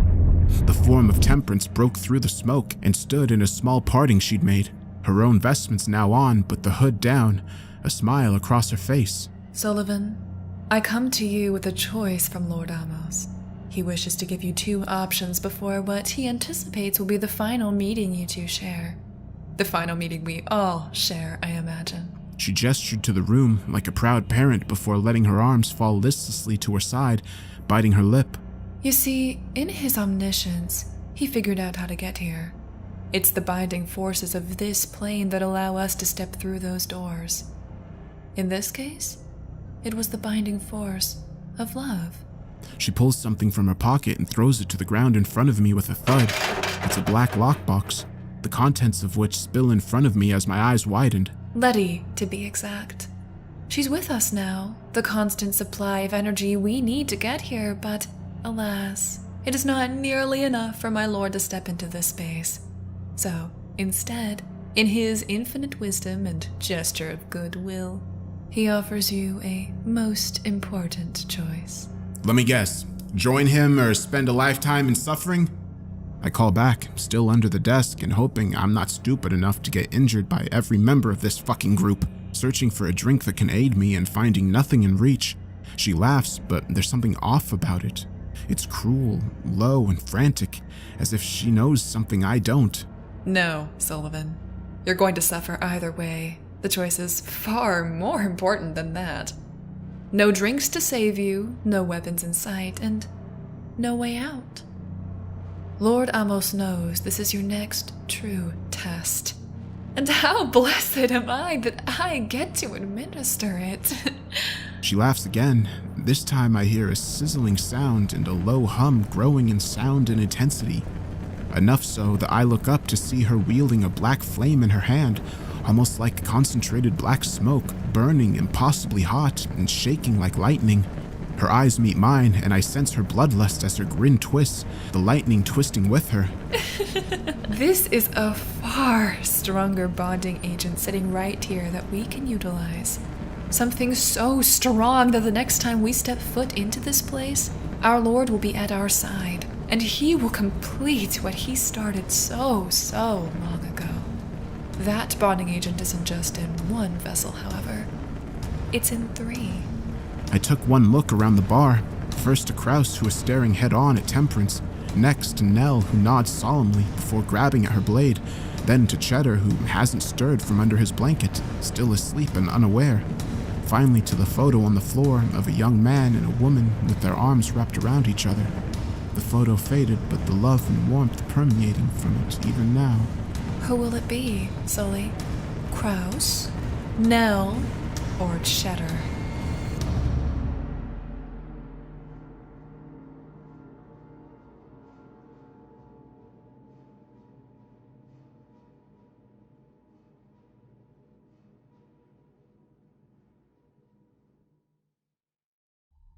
I firmly believe there are pivotal moments in our lives that we can take absolute ownership of, even if it feels like we don't have a choice in that moment. For so many of us, it's the pivotal choice that stands before us at the end of a long, painful day. Do we take the old and beaten path to our destination, or take a shortcut home that may be fraught with danger? Do we stay in that job and risk monotony growing within us like a cancer, or do we take a chance on a world without a financial safety net? Do we let our loved one live a little bit longer in hopes they'll wake up, or do we do the merciful thing and let them go with dignity? In each of these scenarios and countless others, there are clear options, and they define us as a people when we take them.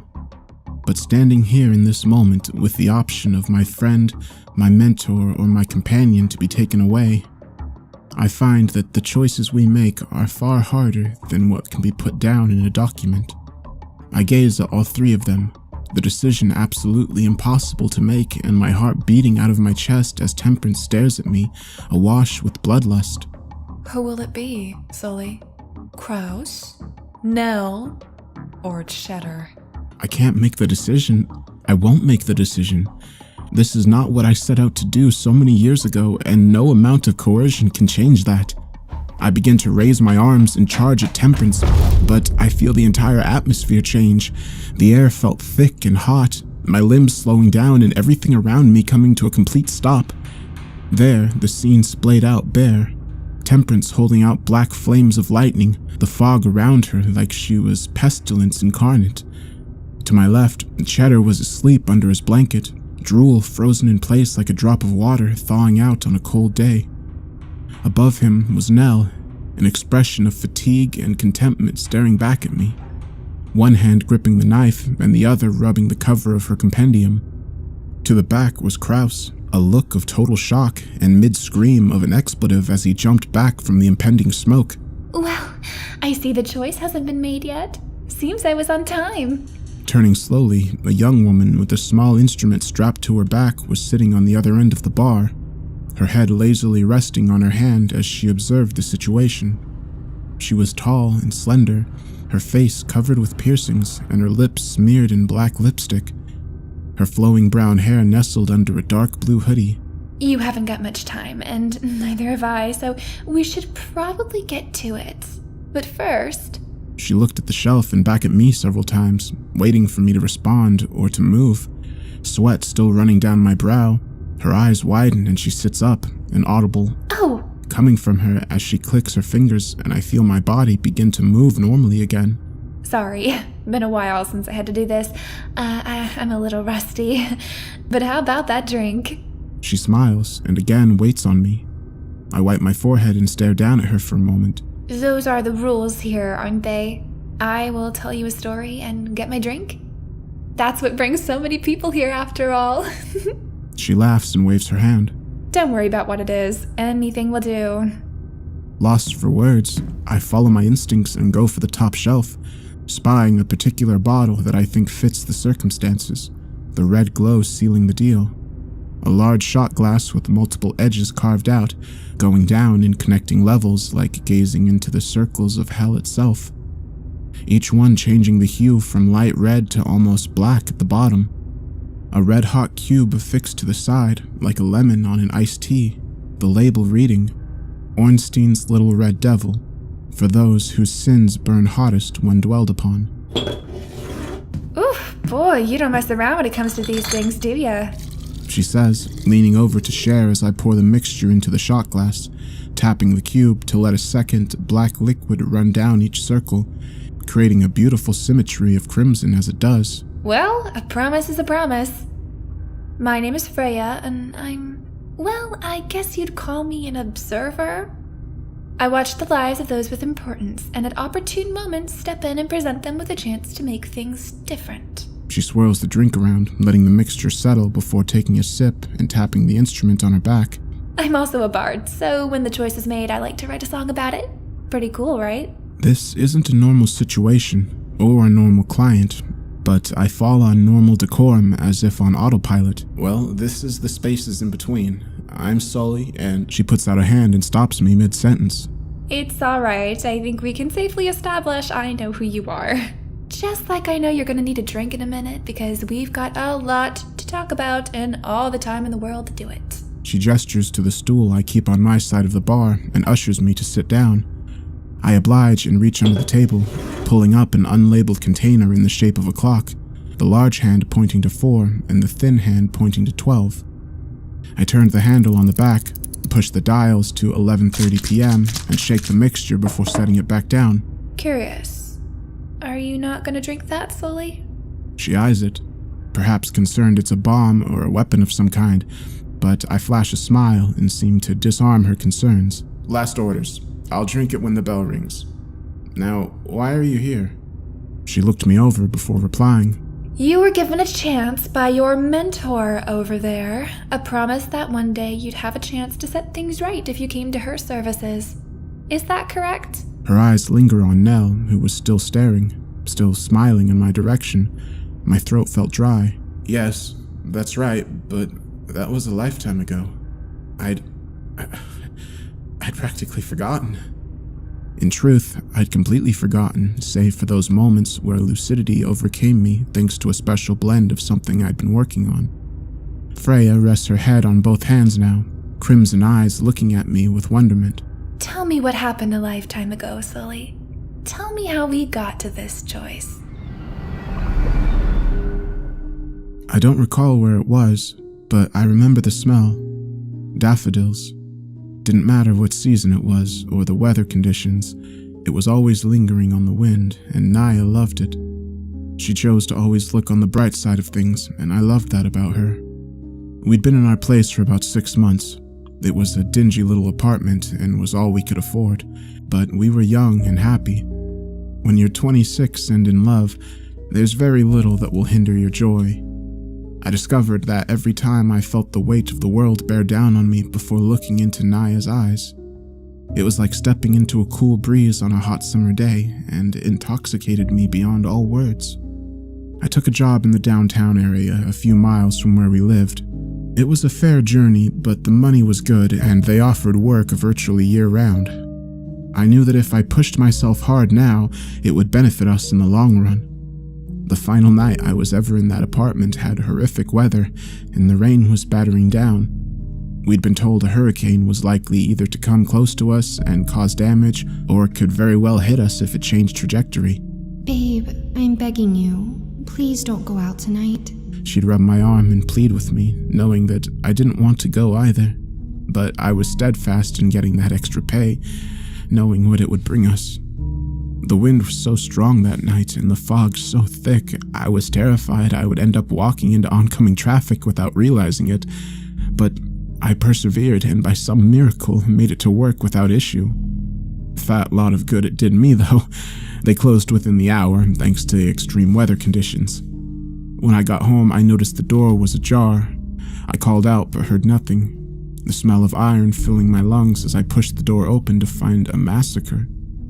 She was face down in a pool of her own blood, clutching at a box from the delivery company, her hand never releasing its grip from the top corner. Our entire home had been ransacked and it looked like the storm had already hit, but man is far more cruel than nature. Eventually all I could see was her, my Naya. I don't remember much of the next few months. I wandered in a haze of pain and anger as the investigation continued. A key witness refused to testify and the case crawled to a stop. Maybe one of the detectives I sent 40 voicemails to asking for answers took pity on me, or maybe he just didn't care. But he let slip that they knew the group responsible, and without their associate's testimony, they can't move on them. I remember finding their hideout, the anger boiling inside me like a rage I'd never felt before. Naya's smiling face engulfing my mind every single moment of every single day, threatening to render me blind to all other things. I put my hand on the door and pushed with all my might, ready to die and to make them suffer. But instead of a gang of monstrous people, I found a small cafe. It was old, Victorian-style decor with shelf after shelf of beans and blends, a small reading corner to my right, and a kindly middle-aged woman standing at the counter, beaming at me as I walked in. Welcome to the Refuge of the Weary, Sully. My name is Madam Nellie Lockwood, but you can just call me Nell for short. Have a seat, I'll be right with you. I don't know how to explain it, but every fiber of my rage was gone and replaced with a sense of calm. I did as she asked and wandered over to the counter, taking a seat and watching as she heat-checked a bottle of milk on her wrist before setting it on the table. "Got a baby? It must be stressful," I asked, trying to keep my mind sharp and figure out where I was. Not exactly. You'll see. She chuckled, her dreadlocks bouncing on her shoulders. She grinned as a small sound broke out from beneath her and a tiny puppy began to rise up, impossibly long and grunting as it searched blindly for the bottle, clasping its tiny mouth on it and sinking back beneath the table as Nell took a hold of it and fed him. "Cute dog," I said, still processing what I'd seen and unsure if it was even real. She picked him up and he was a normal puppy once more, eagerly feeding from the bottle in her hand. Thanks. His name is Cheddar. Not sure how he got here either, but I found him on my doorstep, and here we are. Kinda similar to you, in a way. She looked at me, kind eyes flashing. Do you know how you got here? I shook my head, flashing images of Naya, the gang in a fight that never happened rushing past me as I rubbed my forehead. Well, Sully, I am going to fix you a drink, and we're going to talk about it, okay? She put a hand on my shoulder. All will be well, I promise.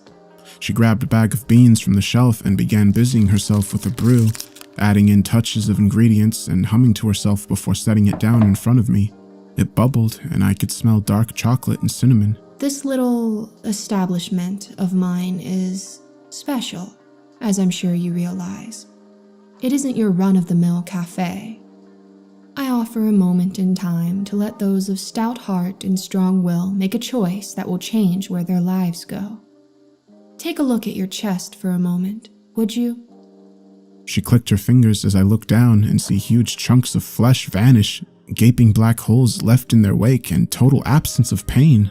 This is what happens if you go through that door and finish what you started, with rage in your heart and vengeance in your blood. You will lose, but... She taps the side of my drink and smiles wide. I will make you an offer. Run a little startup business I have in mind, and one day down the line, I will do better than get you revenge. I will get you a happy ending. She stares down at the tiny form of Cheddar, still grunting as he has his fill of milk. I'll even give you a companion too. Cheddar will be a part of the establishment and will protect you until the end. Always. I stare for a moment, visualizing the life I've led up to that point. I see large swaths of gray, punctuated by the vibrant colors Naya brought to it with her smile, her demeanor, and the little things she did that in the hands of anyone else would be mundane, but in hers were fireworks. I hold the hot brew in both hands and down it in one go, the heat rushing through my body and the black holes giving way to new flesh as I felt the vigor of a purpose enter my soul. I'm in.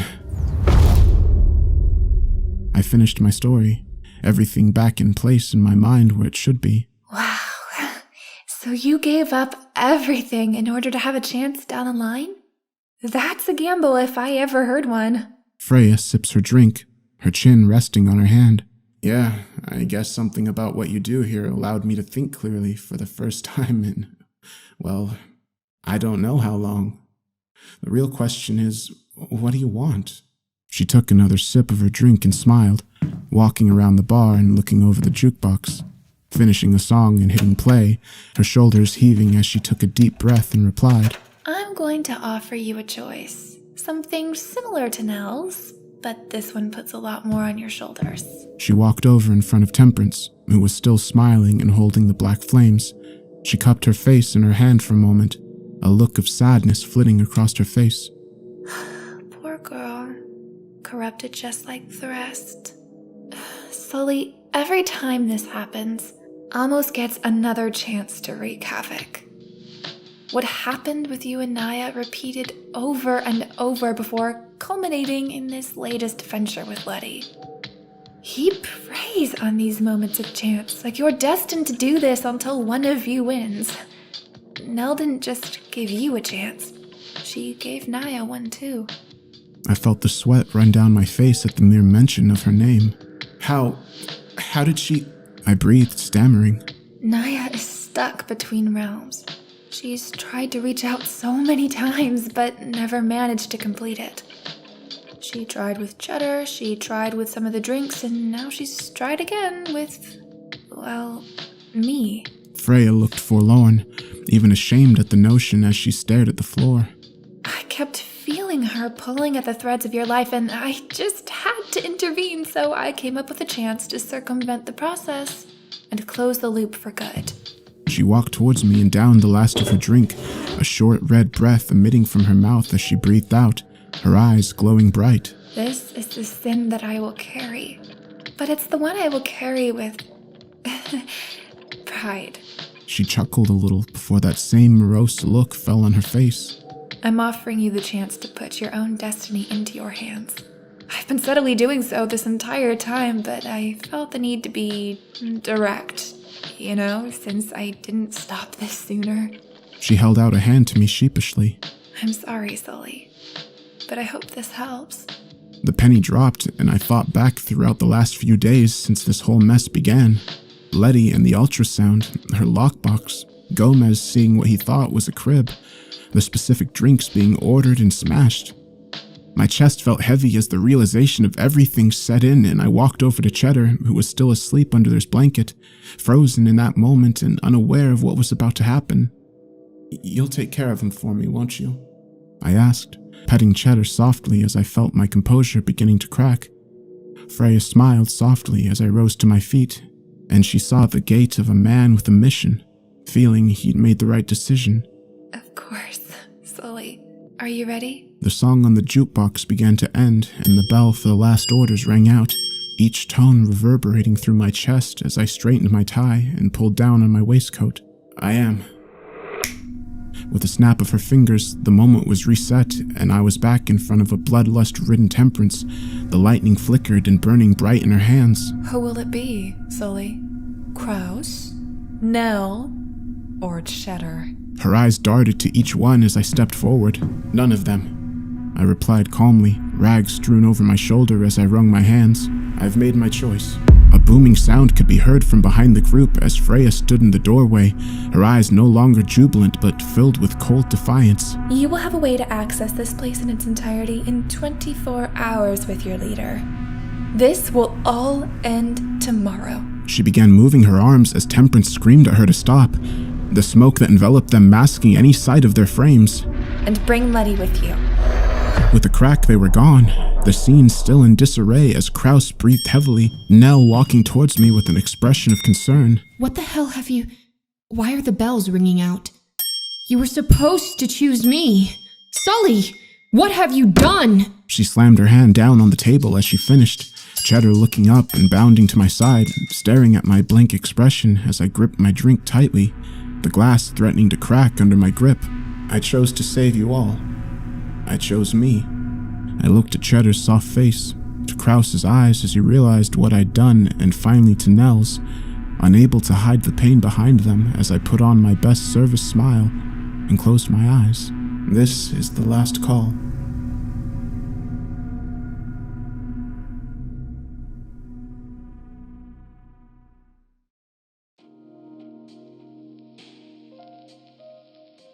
I've loved being a bartender. So many different characters storming through my doors, wide-eyed and filled with problems that they needed to pass on to anyone else who'd listen. I always felt so fortunate they came through my doors and talked to me. Sometimes the stories were hard, other times they were hilarious. Oftentimes they were sad. But I gave them a smile, some wisdom, and a hell of a drink to send them on their way.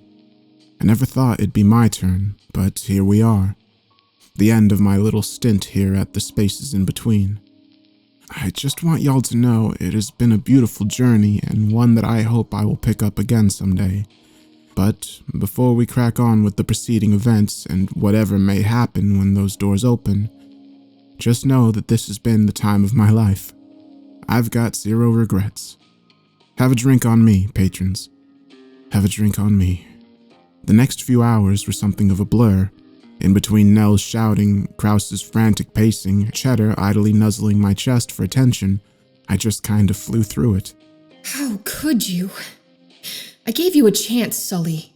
A chance to do this the right way. It should have been me, she repeated for the umpteenth time, her cool exterior breaking away minute by minute. I know, Nell. I can't tell you everything, but someone came along with a better deal, and, well, this is what's right. I shrugged, pulling up a stool from behind the bar and setting it down at the biggest table I had near the Hall of Fame wall next to my jukebox. Ain't much to do now but wait, right? Nell stared daggers at me. This clearly wasn't how she wanted things to go, and she was never shy with her emotions, even if they mostly came packaged in kindness. She kicked the stool over and Cheddar whimpered. I was ready to go, Sullivan. You had so much more time. Don't you get it? I had seen what was coming, and I... She put her hand over her mouth, and her eyes fell, tears streaming down her cheeks and soaking her hands. Oh, God. You've really done it, haven't you? Oh, Sully. She sat down at the table, and her body sulked over. I swear she aged 10 years right there in front of me. I walked over and placed a hand on her shoulder. She grabbed it with hers and held it tightly. I'm sorry, but this is how I get my happy ending and keep all of you safe. I looked over at Kraus, still pacing, but in a far more controlled mood than Nell. Now, let's all sit down and have a drink, share a story, and celebrate the life we have before the time is up. Consider it a last request, I said, winking at Kraus, who stopped in his tracks, cast his eyes to the floor, and walked over to take a seat in silence. I went to the shelves and found 3 bottles. The last friendly drinks I'd ever serve. I grabbed the glasses and placed them down in front of us, Cheddar electing to sit by my side and rest his head on my lap, a soft panting and big eyes staring up at me as my free hand patted his soft head. For you, Mr. Kraus, a bottle of Imperium Zodal whiskey. As promised a long time ago, I even put a special blend in there for you to honor our friendship and all the patience you've had putting up with me. The orange liquid beamed as I poured a healthy amount into a whiskey glass on the rocks, spots of brown sizzling as I slid it over to him. He didn't look up from his position or respond as I grabbed the next bottle. Madam Nell Lockwood, for you I have something I've been saving for a long time. I placed a black and red flask in front of her, a hexagon symbol emblazoned over the front with the words, "The Hunter's Dream, when the battle looms and your senses must be at their sharpest. Your vigor will find no end, nor will your bloodlust." I unscrewed the flask and poured the mixture for Nell as she refused to make eye contact. I expected as much, but I was undeterred. I walked around to the bar and found a worn package with crude wrapping. I smiled, remembering I'd gotten this a few months back and had completely forgotten to even open it. I excitedly tore apart the wrapping paper as Cheddar waltzed into view, undoubtedly eager to chew on some of it before he laid eyes on what was in the package. "Hey buddy, this is for you," I smiled, holding out a cross-stitched blanket I'd ordered. On it was myself holding a younger Cheddar as he licked my face. "I wanted you to have something I knew you'd never forget. You're my right-hand companion after all, and you've always been by my side." I scrunched up his face and tossed his mane before holding out the blanket. He looked up at me for a long moment, eyes surveying the situation, before he gingerly took it in his mouth and gently chewed on it, bringing it with him back to the table and proceeding to make eye contact with me every now and then as the night wore on. I walked over to the jukebox and saw my old playlist from when I'd started running it, smiling at some of the choices before letting my finger over the last one and hitting play. "Come on guys, this is a bar filled with stories, and you know how we only accept payment with drinks, so let's have it. One last time." I sat back down, Nell and Kraus having not moved an inch the entire time, Cheddar's blanket chewing the only sound filling the room. Sully, this isn't a casual drink. This is your life we're talking about. You know when Amos and his little group comes through that door like fucking D-Day has descended on us? You're as good as dead. Kraus shifted in his chair, his hand gripping the glass tightly. Is this what you want? Is this how things have to be? He looked up at me. I'd never seen such a look of frustration and conflict on his face. Is this really what's going down, Sully? "Kraus, you always got into fights when I opened this place. The hell was happening back then? You always seemed to have someone after you for one issue or another. I want to know why." I grinned, and Nell, wiping her eyes, took a drink and stared in Kraus's direction. Yeah, come on, Kraus. We haven't got all night. Let's hear it. Kraus sighed and took a shot of his Emporium whiskey and let the cold mixture run through his veins as he shuddered. Fuck yeah. Now that's the stuff. Alright. Well, I guess it's a simple enough story, and if Sully here is gonna be a crazy bastard and take on this beast face to face, I want to at least make him laugh when he mean mugs him. He takes another swig, wiping his face and hiccuping. Truth is, I was always a bit of a bastard. My outburst got me kicked out of every joint and foster home you could imagine. Maybe it was because of how I looked. I don't know. In those early days, I was still kind of figuring out who I was. Folks called me Hilda. She was a great gal. But that was a lifetime ago. He looks wistful for a moment before flashing that mischievous grin I'd come to know. Some folks simply didn't like me as a person. And I was always abrasive from years of defending my identity. So I guess the capricious nature stuck. The day you met me, Sully, I was finishing up a job for an older guy. And we got to talking about his family. Dude pulls out some old pictures and wouldn't you know it? Hilda's right there, staring right back at me. So I did what anyone would do. I stared, enraptured. And that was... He chuckled, taking a huge swig before slamming the bottle back down and shouting. Hey, you dad! You miss me? with his arms splayed wide. Suffice to say, he wasn't buying it. When I gave him the details of my upbringing after he dumped me in the foster home, he got mad and fists went flying. What can you do? At least I got closure. His laughter died down, and he stared at his glass for a moment. He calmed down a bit after, and we talked from time to time. I think in his old age he kinda likes having a son and not having a daughter. Heck, I kinda like having a dad. A family. He looked at all of us and shook his head. Fuck your feelings. I want a drink. To me, Harry Krause, the king of hedonism and booze. He shouted before necking the last of his glass and pouring more from the container. All right, Madam Lockwood, keeper of the compendium and slayer of the bone spider scourge. It's your turn. I could feel the mood changing for the better. 30 minutes left on the clock as Nell let out her first real chuckle of the night and began heartily drinking from her flask. I'll admit, I chose drinks to raise their spirits, their anger and their passion for the battle ahead. But the enthusiasm was certainly good for morale too.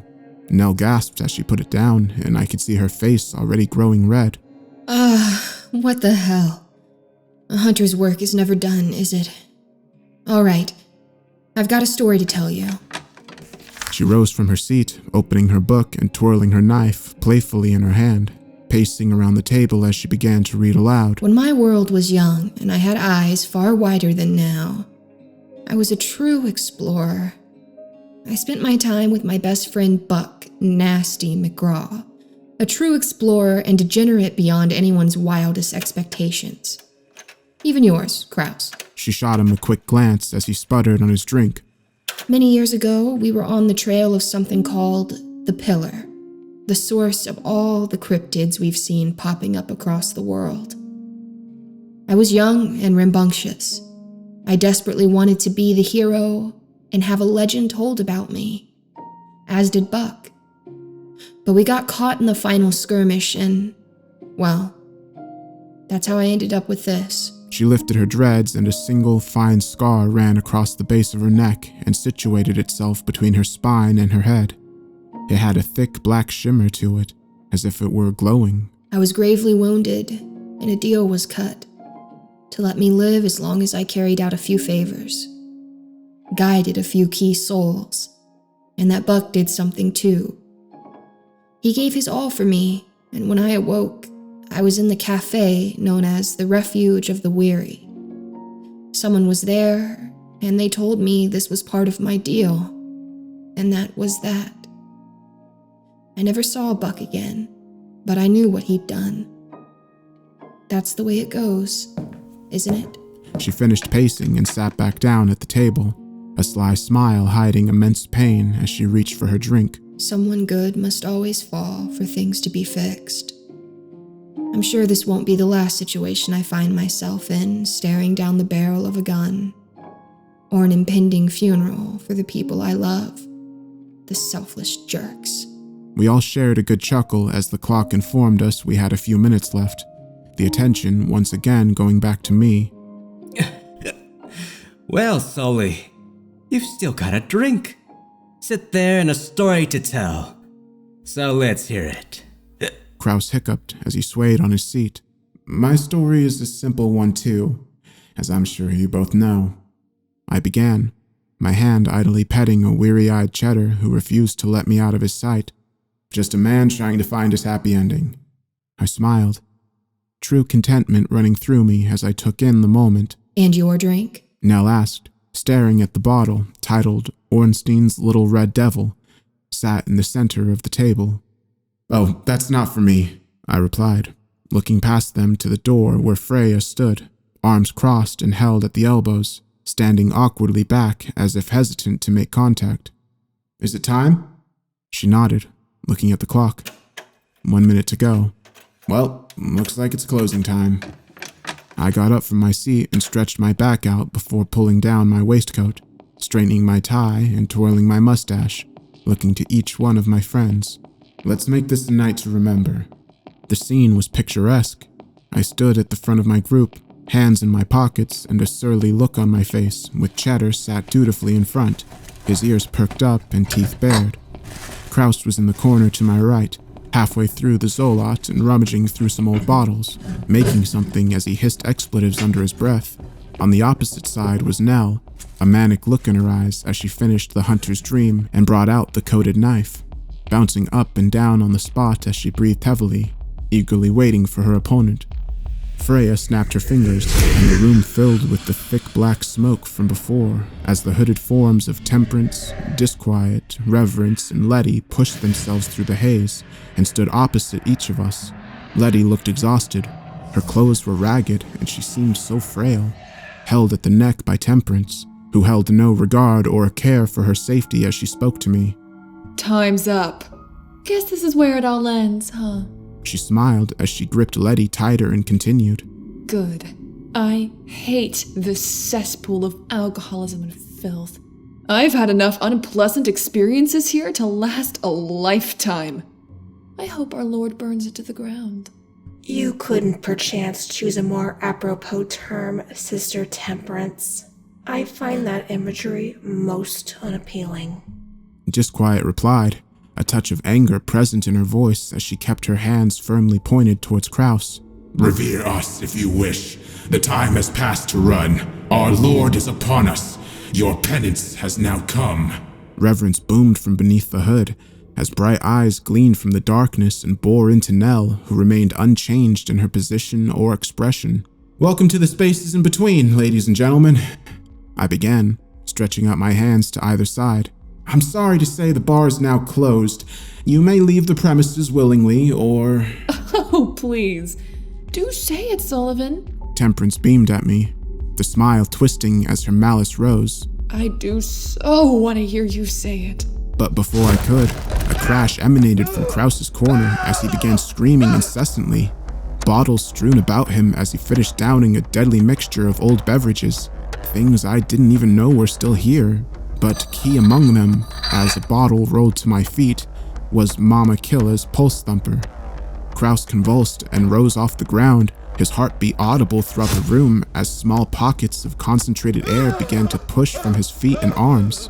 Or handle a very intoxicated and enraged Kraus, I finished, eyes fixated on my friend as his screams changed to manic laughter. Say hello to Slaughterhouse Kraus, bitches! He cried, launching himself at Disquiet and sending both flying through the door adjacent to them, crashing into the stockroom as bellows could be heard. Temperance's eyes were twitching at the sight. You dare make the same mistake twice? Her fingers dug into Letty's neck as she whimpered. Oh yeah, we definitely dare. I didn't come this far by not taking risks, and neither did he. Nell grinned, her eyes alight with the fire of passion and the empty flask at her feet. But I won't just take Reverence this time. I'll take you along for the ride too. In a single swift motion, she threw her knife towards Reverence, hitting him in the chest as she pushed Letty towards me, wrapping Temperance's hands behind her back, and rushed off. Reverence staggering but chasing after her, a momentary glance and a smile later, she was gone into the back rooms. For a moment, there was a total silence. I took the opportunity to move myself back behind the bar and place 2 bottles alongside 2 shot glasses. Cheddar still sitting in front of the hole and growling, his form growing larger as he felt the threat looming. Letty recomposed herself as she got up off the floor, rubbing her neck before laying her eyes on me. Hi, Sully. It's been quite a while, huh? She said nervously, pain and exhaustion sapping her of so much of her zest. I guess you're wondering about a lot of things, but I can explain. It's okay, Letty. I smiled at her, holding a hand out over the bar and ushering her to sit on the far end. I understand. You understand? But how? He hasn't said anything to you yet. She trailed off, nervously picking at her skin on her worn fingers. He didn't need to. Someone else did. What matters is I know, and it'll all be alright. But it explains why the Milkum concoction didn't work on you, why nobody came after Gomez, or why this whole mess began. But I want you to know it's not your fault, okay? No matter what happens next, I forgive you. She shifted uncontrollably in her seat, and her legs shook violently as she looked at the empty bottle of Mama Killa's pulse thumper nearby, withdrawal undoubtedly setting in. Sully, what did you see? She asked, biting her lip anxiously. Without looking at her, I sighed and replied, "I saw what was in your lockbox, Letty. Freya was able to show me. Photos of me and Nea. Very old photos." Her eyes filled with tears and she began to apologize, but the time had passed. A few minutes later, the looming shadow passed through the void. Long black limbs stretched out across the corners of the bar as the physical form of Amos followed behind it. He was tall, thin, and gangly, a facsimile of his very shadow. Sporting an all-black suit with a gold-buttoned waistcoat and a bald head, his dark skin glistening in the light of the neon sign. His eyes were older than the rest of him. Not a single blemish or unkempt hair adorned his skin, but those eyes were patchy and dry, the tiny black pupils widening as he fixated on Cheddar. My, what a beautiful companion you have here. His baritone voice commanded the room to such a degree that my ears clicked as soon as the first consonant rang out. Cheddar began to morph into his elongated state, but Amos simply held up a hand and said, "Down, boy." Cheddar immediately receded and bounded back behind me, his fear transferring to my own body at the mere touch of his head against my leg. Amos made no attempts to fight, but elegantly walked across to the seat I had laid out for him, taking a seat and wrapping his lengthy fingers across the mahogany table. "So here we are at last, Mr. Renshaw." He smiled, the teeth far too white and perfect, immediately setting alarm bells off in my head. Or do you prefer Sullivan? I have been waiting ever so long to see you again. Did you like the lure? He cast his eyes in Letty's direction and chuckled. Poor thing. She had no idea. A mess of creative energy that was completely untapped. I'm glad I found her when I did. My eyes moved to Letty, a tearful and anxious mess who couldn't keep eye contact before darting back to the far too normal Amos seated in front of me. "A drink?" I asked, gesturing to both bottles. Of course. One last tale before the bar closes, I imagine. He replied, looking both over before setting his eyes on a bottle in the shape of a human heart, black with ventricles and veins perfectly placed as it beat softly in place, letting the dark fluid rush around in its center and creating a slight stream as it bubbled from the top ventricle. He laughed as he grabbed it to inspect its contents. Oh, how quaint. The Society of the Sunless gives unto you the Kingmaker. With consumption, he ascended to his endless throne. I assume the other is for you? He asked, staring at the other concoction. Starting as a bottle, but ending up in the shape of a fractured handheld mirror, fragmented in multiple places, but still perfectly held together. A yellow liquid running through it created a beautiful pattern as it pooled at the center. Once again, grabbing it to read aloud. Oh, don't mind me. I'll just go ahead. Kane Brewery offers you divine intervention. Just one taste, and the moment will change. Yep, we drink when the story is done, I replied dryly, pouring both contents into the shot glasses, sliding one to him and the other firmly in front of me. You used her to get to me. Why? I asked, glancing briefly at Letty. Amos laughed, his shoulders heaving under the weight of his cackle. Because I got bored of waiting, Sullivan. You were taking too long on this cycle. He tapped his watch with a long fingernail. I had to take matters into my own hands. I hope it didn't cause you too much distress. The photos were an incentive. Her fragile form was so easily manipulated once I spoke to her. The photos became a superb connector to you. It took a moment, but it felt as if the air around me grew stale and heavy. Out of the corner of my eye, I saw another seat being filled steadily by a static image. Armani suit, slicked back hair, and a bottle of Janus in his hand. Gomez. I couldn't stop staring at his blackened eyes and vacuous pit of a mouth twisted into a distressing smile as he raised the bottle, Letty now following suit behind him with a pulse thumper in her hand. You know why I love carnivorous plants, Sullivan? because they are so good at luring their prey in with the sweetest of scents, and then... The figures screech and begin to dissipate, exactly the way Gomez did when he took the adjudicator. You close the trap and watch them crunch, sizzle, and become mulch. His voice dripped with hunger and an animalistic sense of cruelty.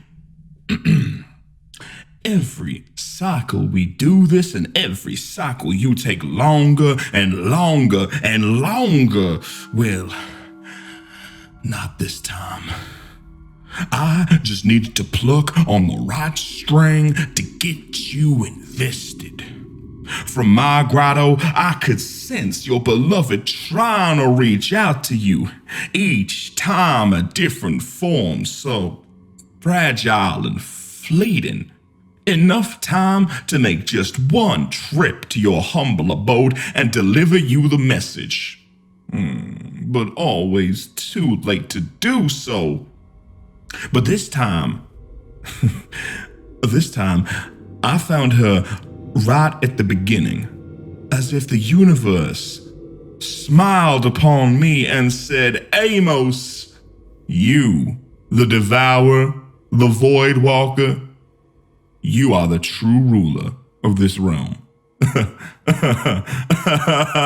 laughed, feigning the image of a fly trap with his hands, the fingers interlocking and sharpening into teeth as he reenacted their feeding process. She was the honey, and Gomez, that little fly. You took so long getting to know him, and he thought he was going to be something remarkable. Well, he sprung the trap. The moment you took him, you gave me the other half of the connection I needed. He put a hand over one side of his mouth and whispers to me, Did you like the trip down memory lane? I thought you'd appreciate it. I felt sick. I knew what was coming, and the reality of it setting in was causing every cell in my body to scream for flight. But my legs were steadfast, and the sounds of my friends fighting away kept me resolute. Oh, you know they'll die, don't you, Sully? But I bet you told him you would take the hit. He slapped the desk, joy erupting from his face. You cruel, cruel man. You see, I may give my disciples hope and take them from their disgusting domiciles, but you take it to the next level. You foster a familial connection just to get what you want. It's enough to make a man cry. But I'm not a man, Sullivan. I'm something more. So what happens now, Amos? My hands were shaky. I held on to the edge of the bar to keep them steady, but he undoubtedly saw my resolve failing. His eyes narrowed and he leaned forward.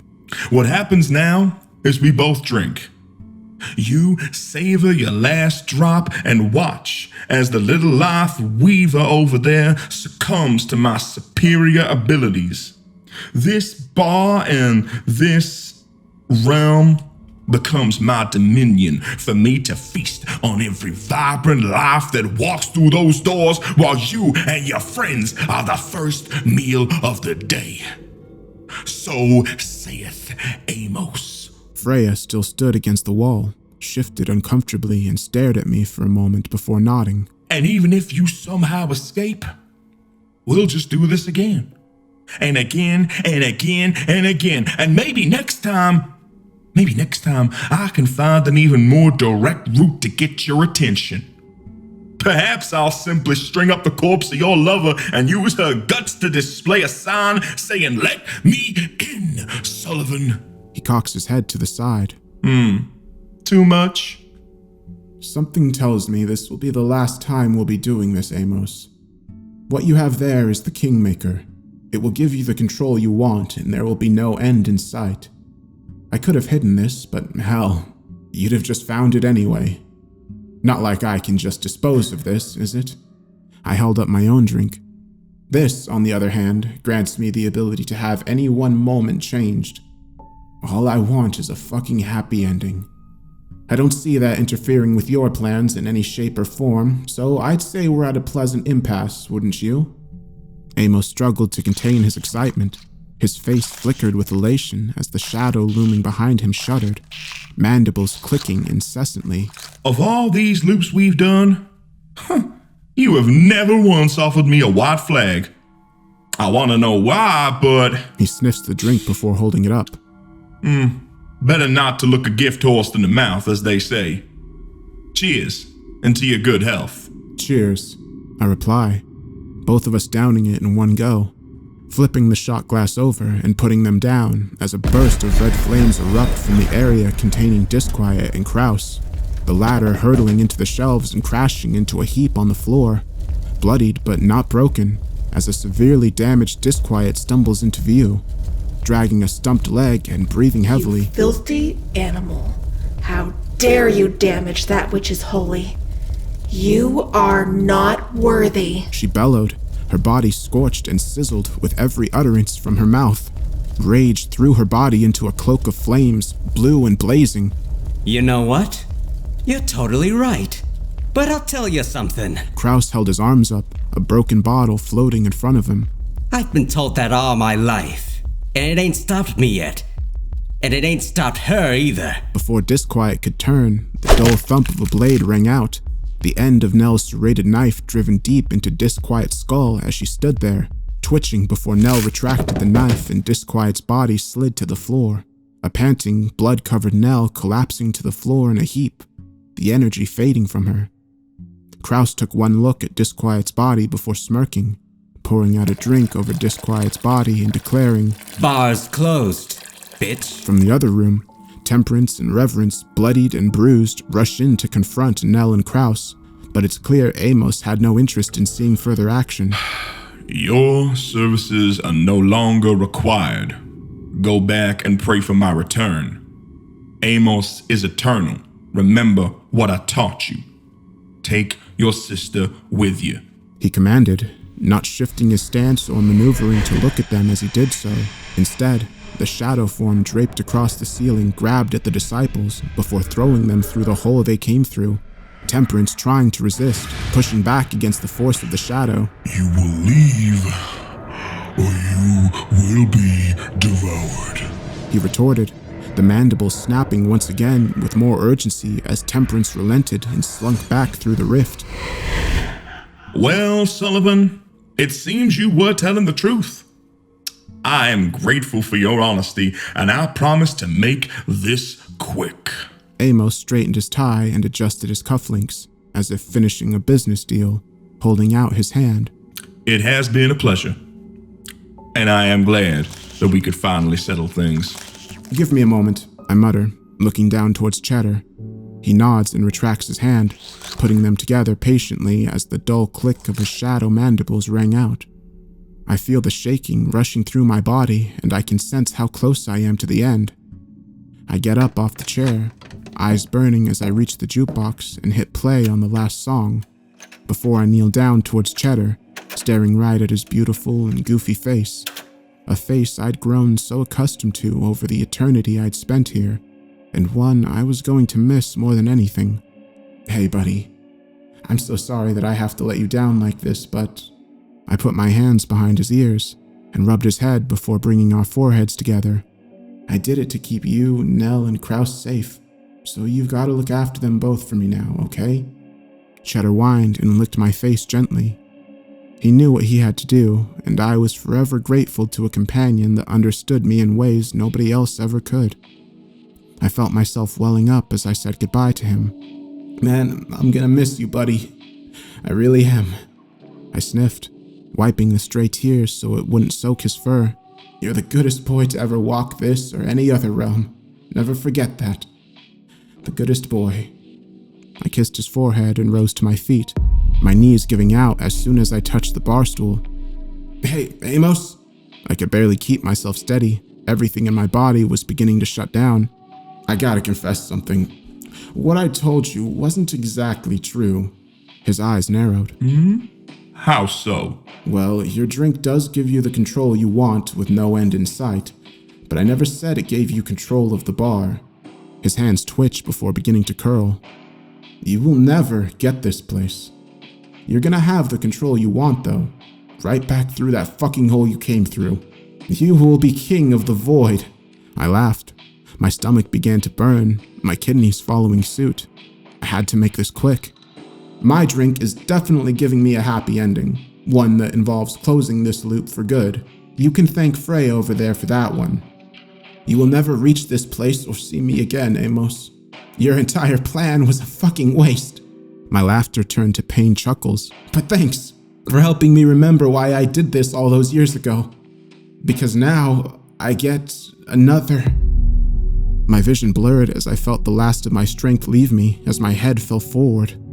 For a moment, I saw nothing but darkness before I caught myself staring at my own body, my current self seeming to pass through the bar as I continued to watch the scene play out. Another what? Another what, Sullivan? What have you done to me? There was a surge of anger from Amos, his eyes bulging with rage as he broke composure. You cannot excise me from this place, Sullivan. Mark my words, I am Amos, I am the Void Walker, and I am eternal. I will return, do you hear me? But the moment he attempted to put his hands on me, he was frozen in place. Freya walked up behind him and patted him on the shoulder. Your kingdom is waiting, Your Highness. We'd best not delay. Before another click rang out and Amos hurtled towards the rift, screaming as he fell into the void, the hole rapidly closing behind him. Kraus stumbled to his feet before rushing to the top shelf, Nell watching him in silence for a moment. What are you doing, Kraus? She asked, the pain of battle and a loss overcoming her. Finding the fucking civil tear potion. You know, the one from before? He called back, throwing the bottles aside as he swept each shelf for it.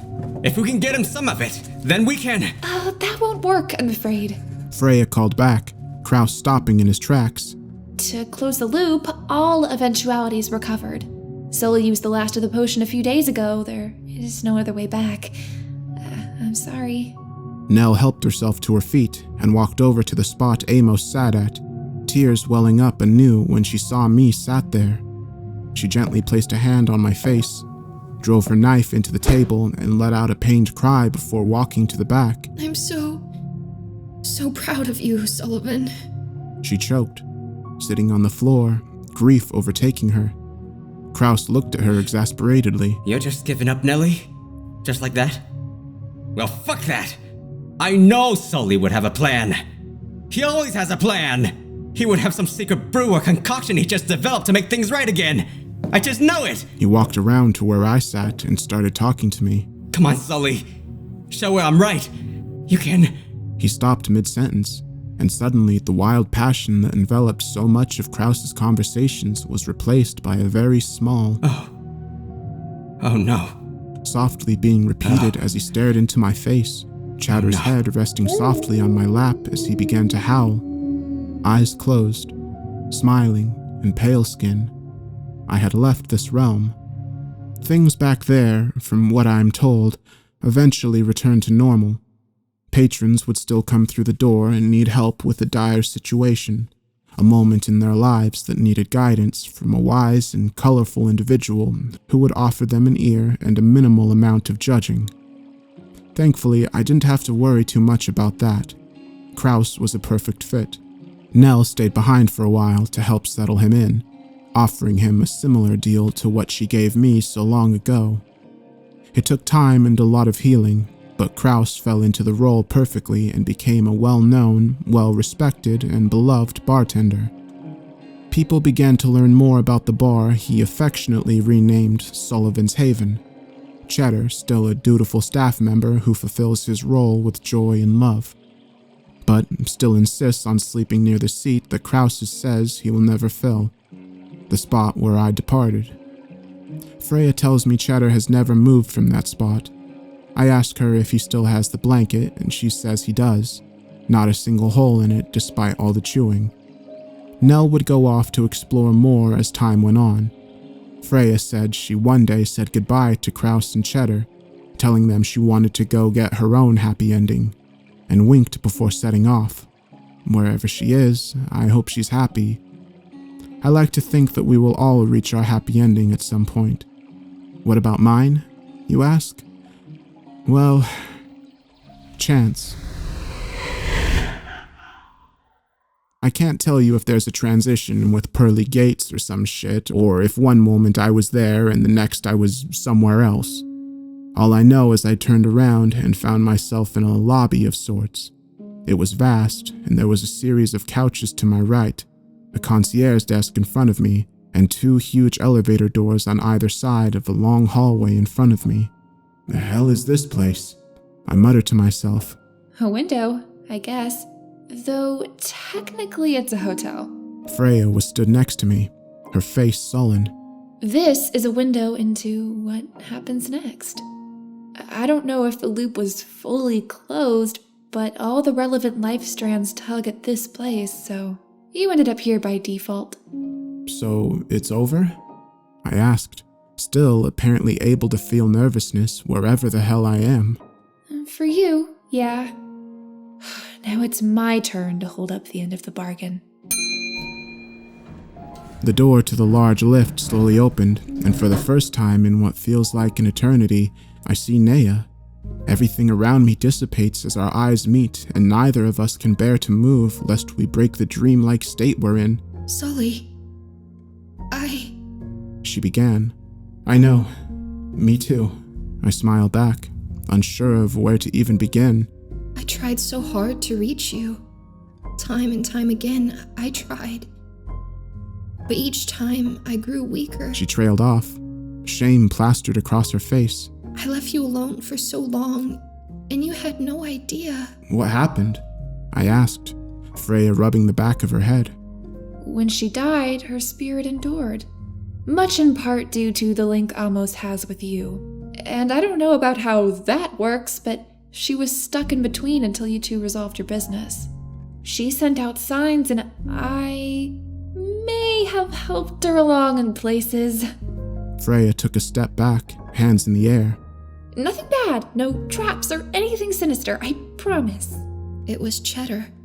I looked back over, and Nea's face stripped away any concern I had. I knew you would be lonely without me, so I channeled my energy into something I knew you'd love. A loyal companion that wouldn't grow old and could protect you if you were fragile. But you needed a place to stay too, so I helped create the bar. I even put in some of the drinks to help steer you in the right direction, but not all of them were good. Sorry. She half laughed and half nervously smiled, undoubtedly as unsure of this as I am. All roads led to Naya. Freya stated plainly, unable to contain her smile. You two were linked with an even greater strength than you and Amos, and that dude tore realities apart to get to you. But Naya made them. She pushed my shoulders forward. Now it's time. Go get your reward, Sully. I began walking as Nea did. The walking quickly turned into running before we met in the middle of an embrace. The entire world felt like it had lit up with colors I had never seen the second our skin touched. We walked to the elevator she'd come from, and she pushed the button labeled Hotel, Bar Floor. As the door closed, she interlocked our fingers and smiled through tears, saying, See, Sully? No spaces in between us anymore.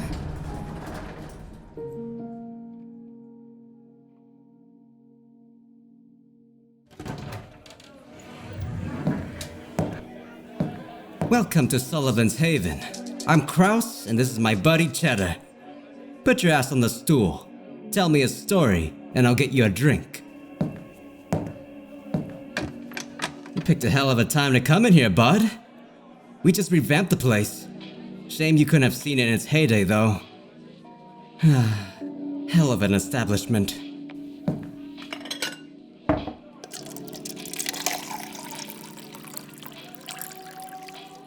Oh, this? Nah, it's not for me. It's for a buddy on a long trip away. Probably hunting some creeps. Who, Sullivan? Well, that's a long story. Tell you what, you share yours, and I'll share mine. Now, let's hear it. You said something about a hotel?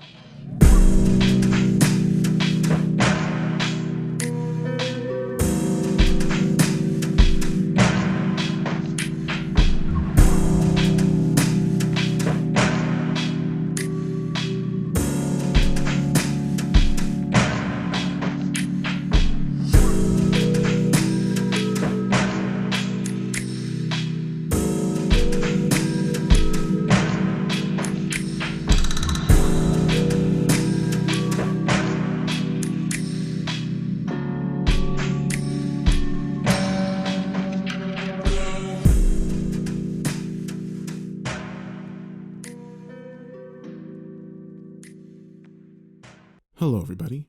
I hope you enjoyed this series. If you're interested in hearing more, there are some spin-off stories in the same universe that the author has written. One of them, Romnext recently narrated. It's based on a story from the compendium that Nell has.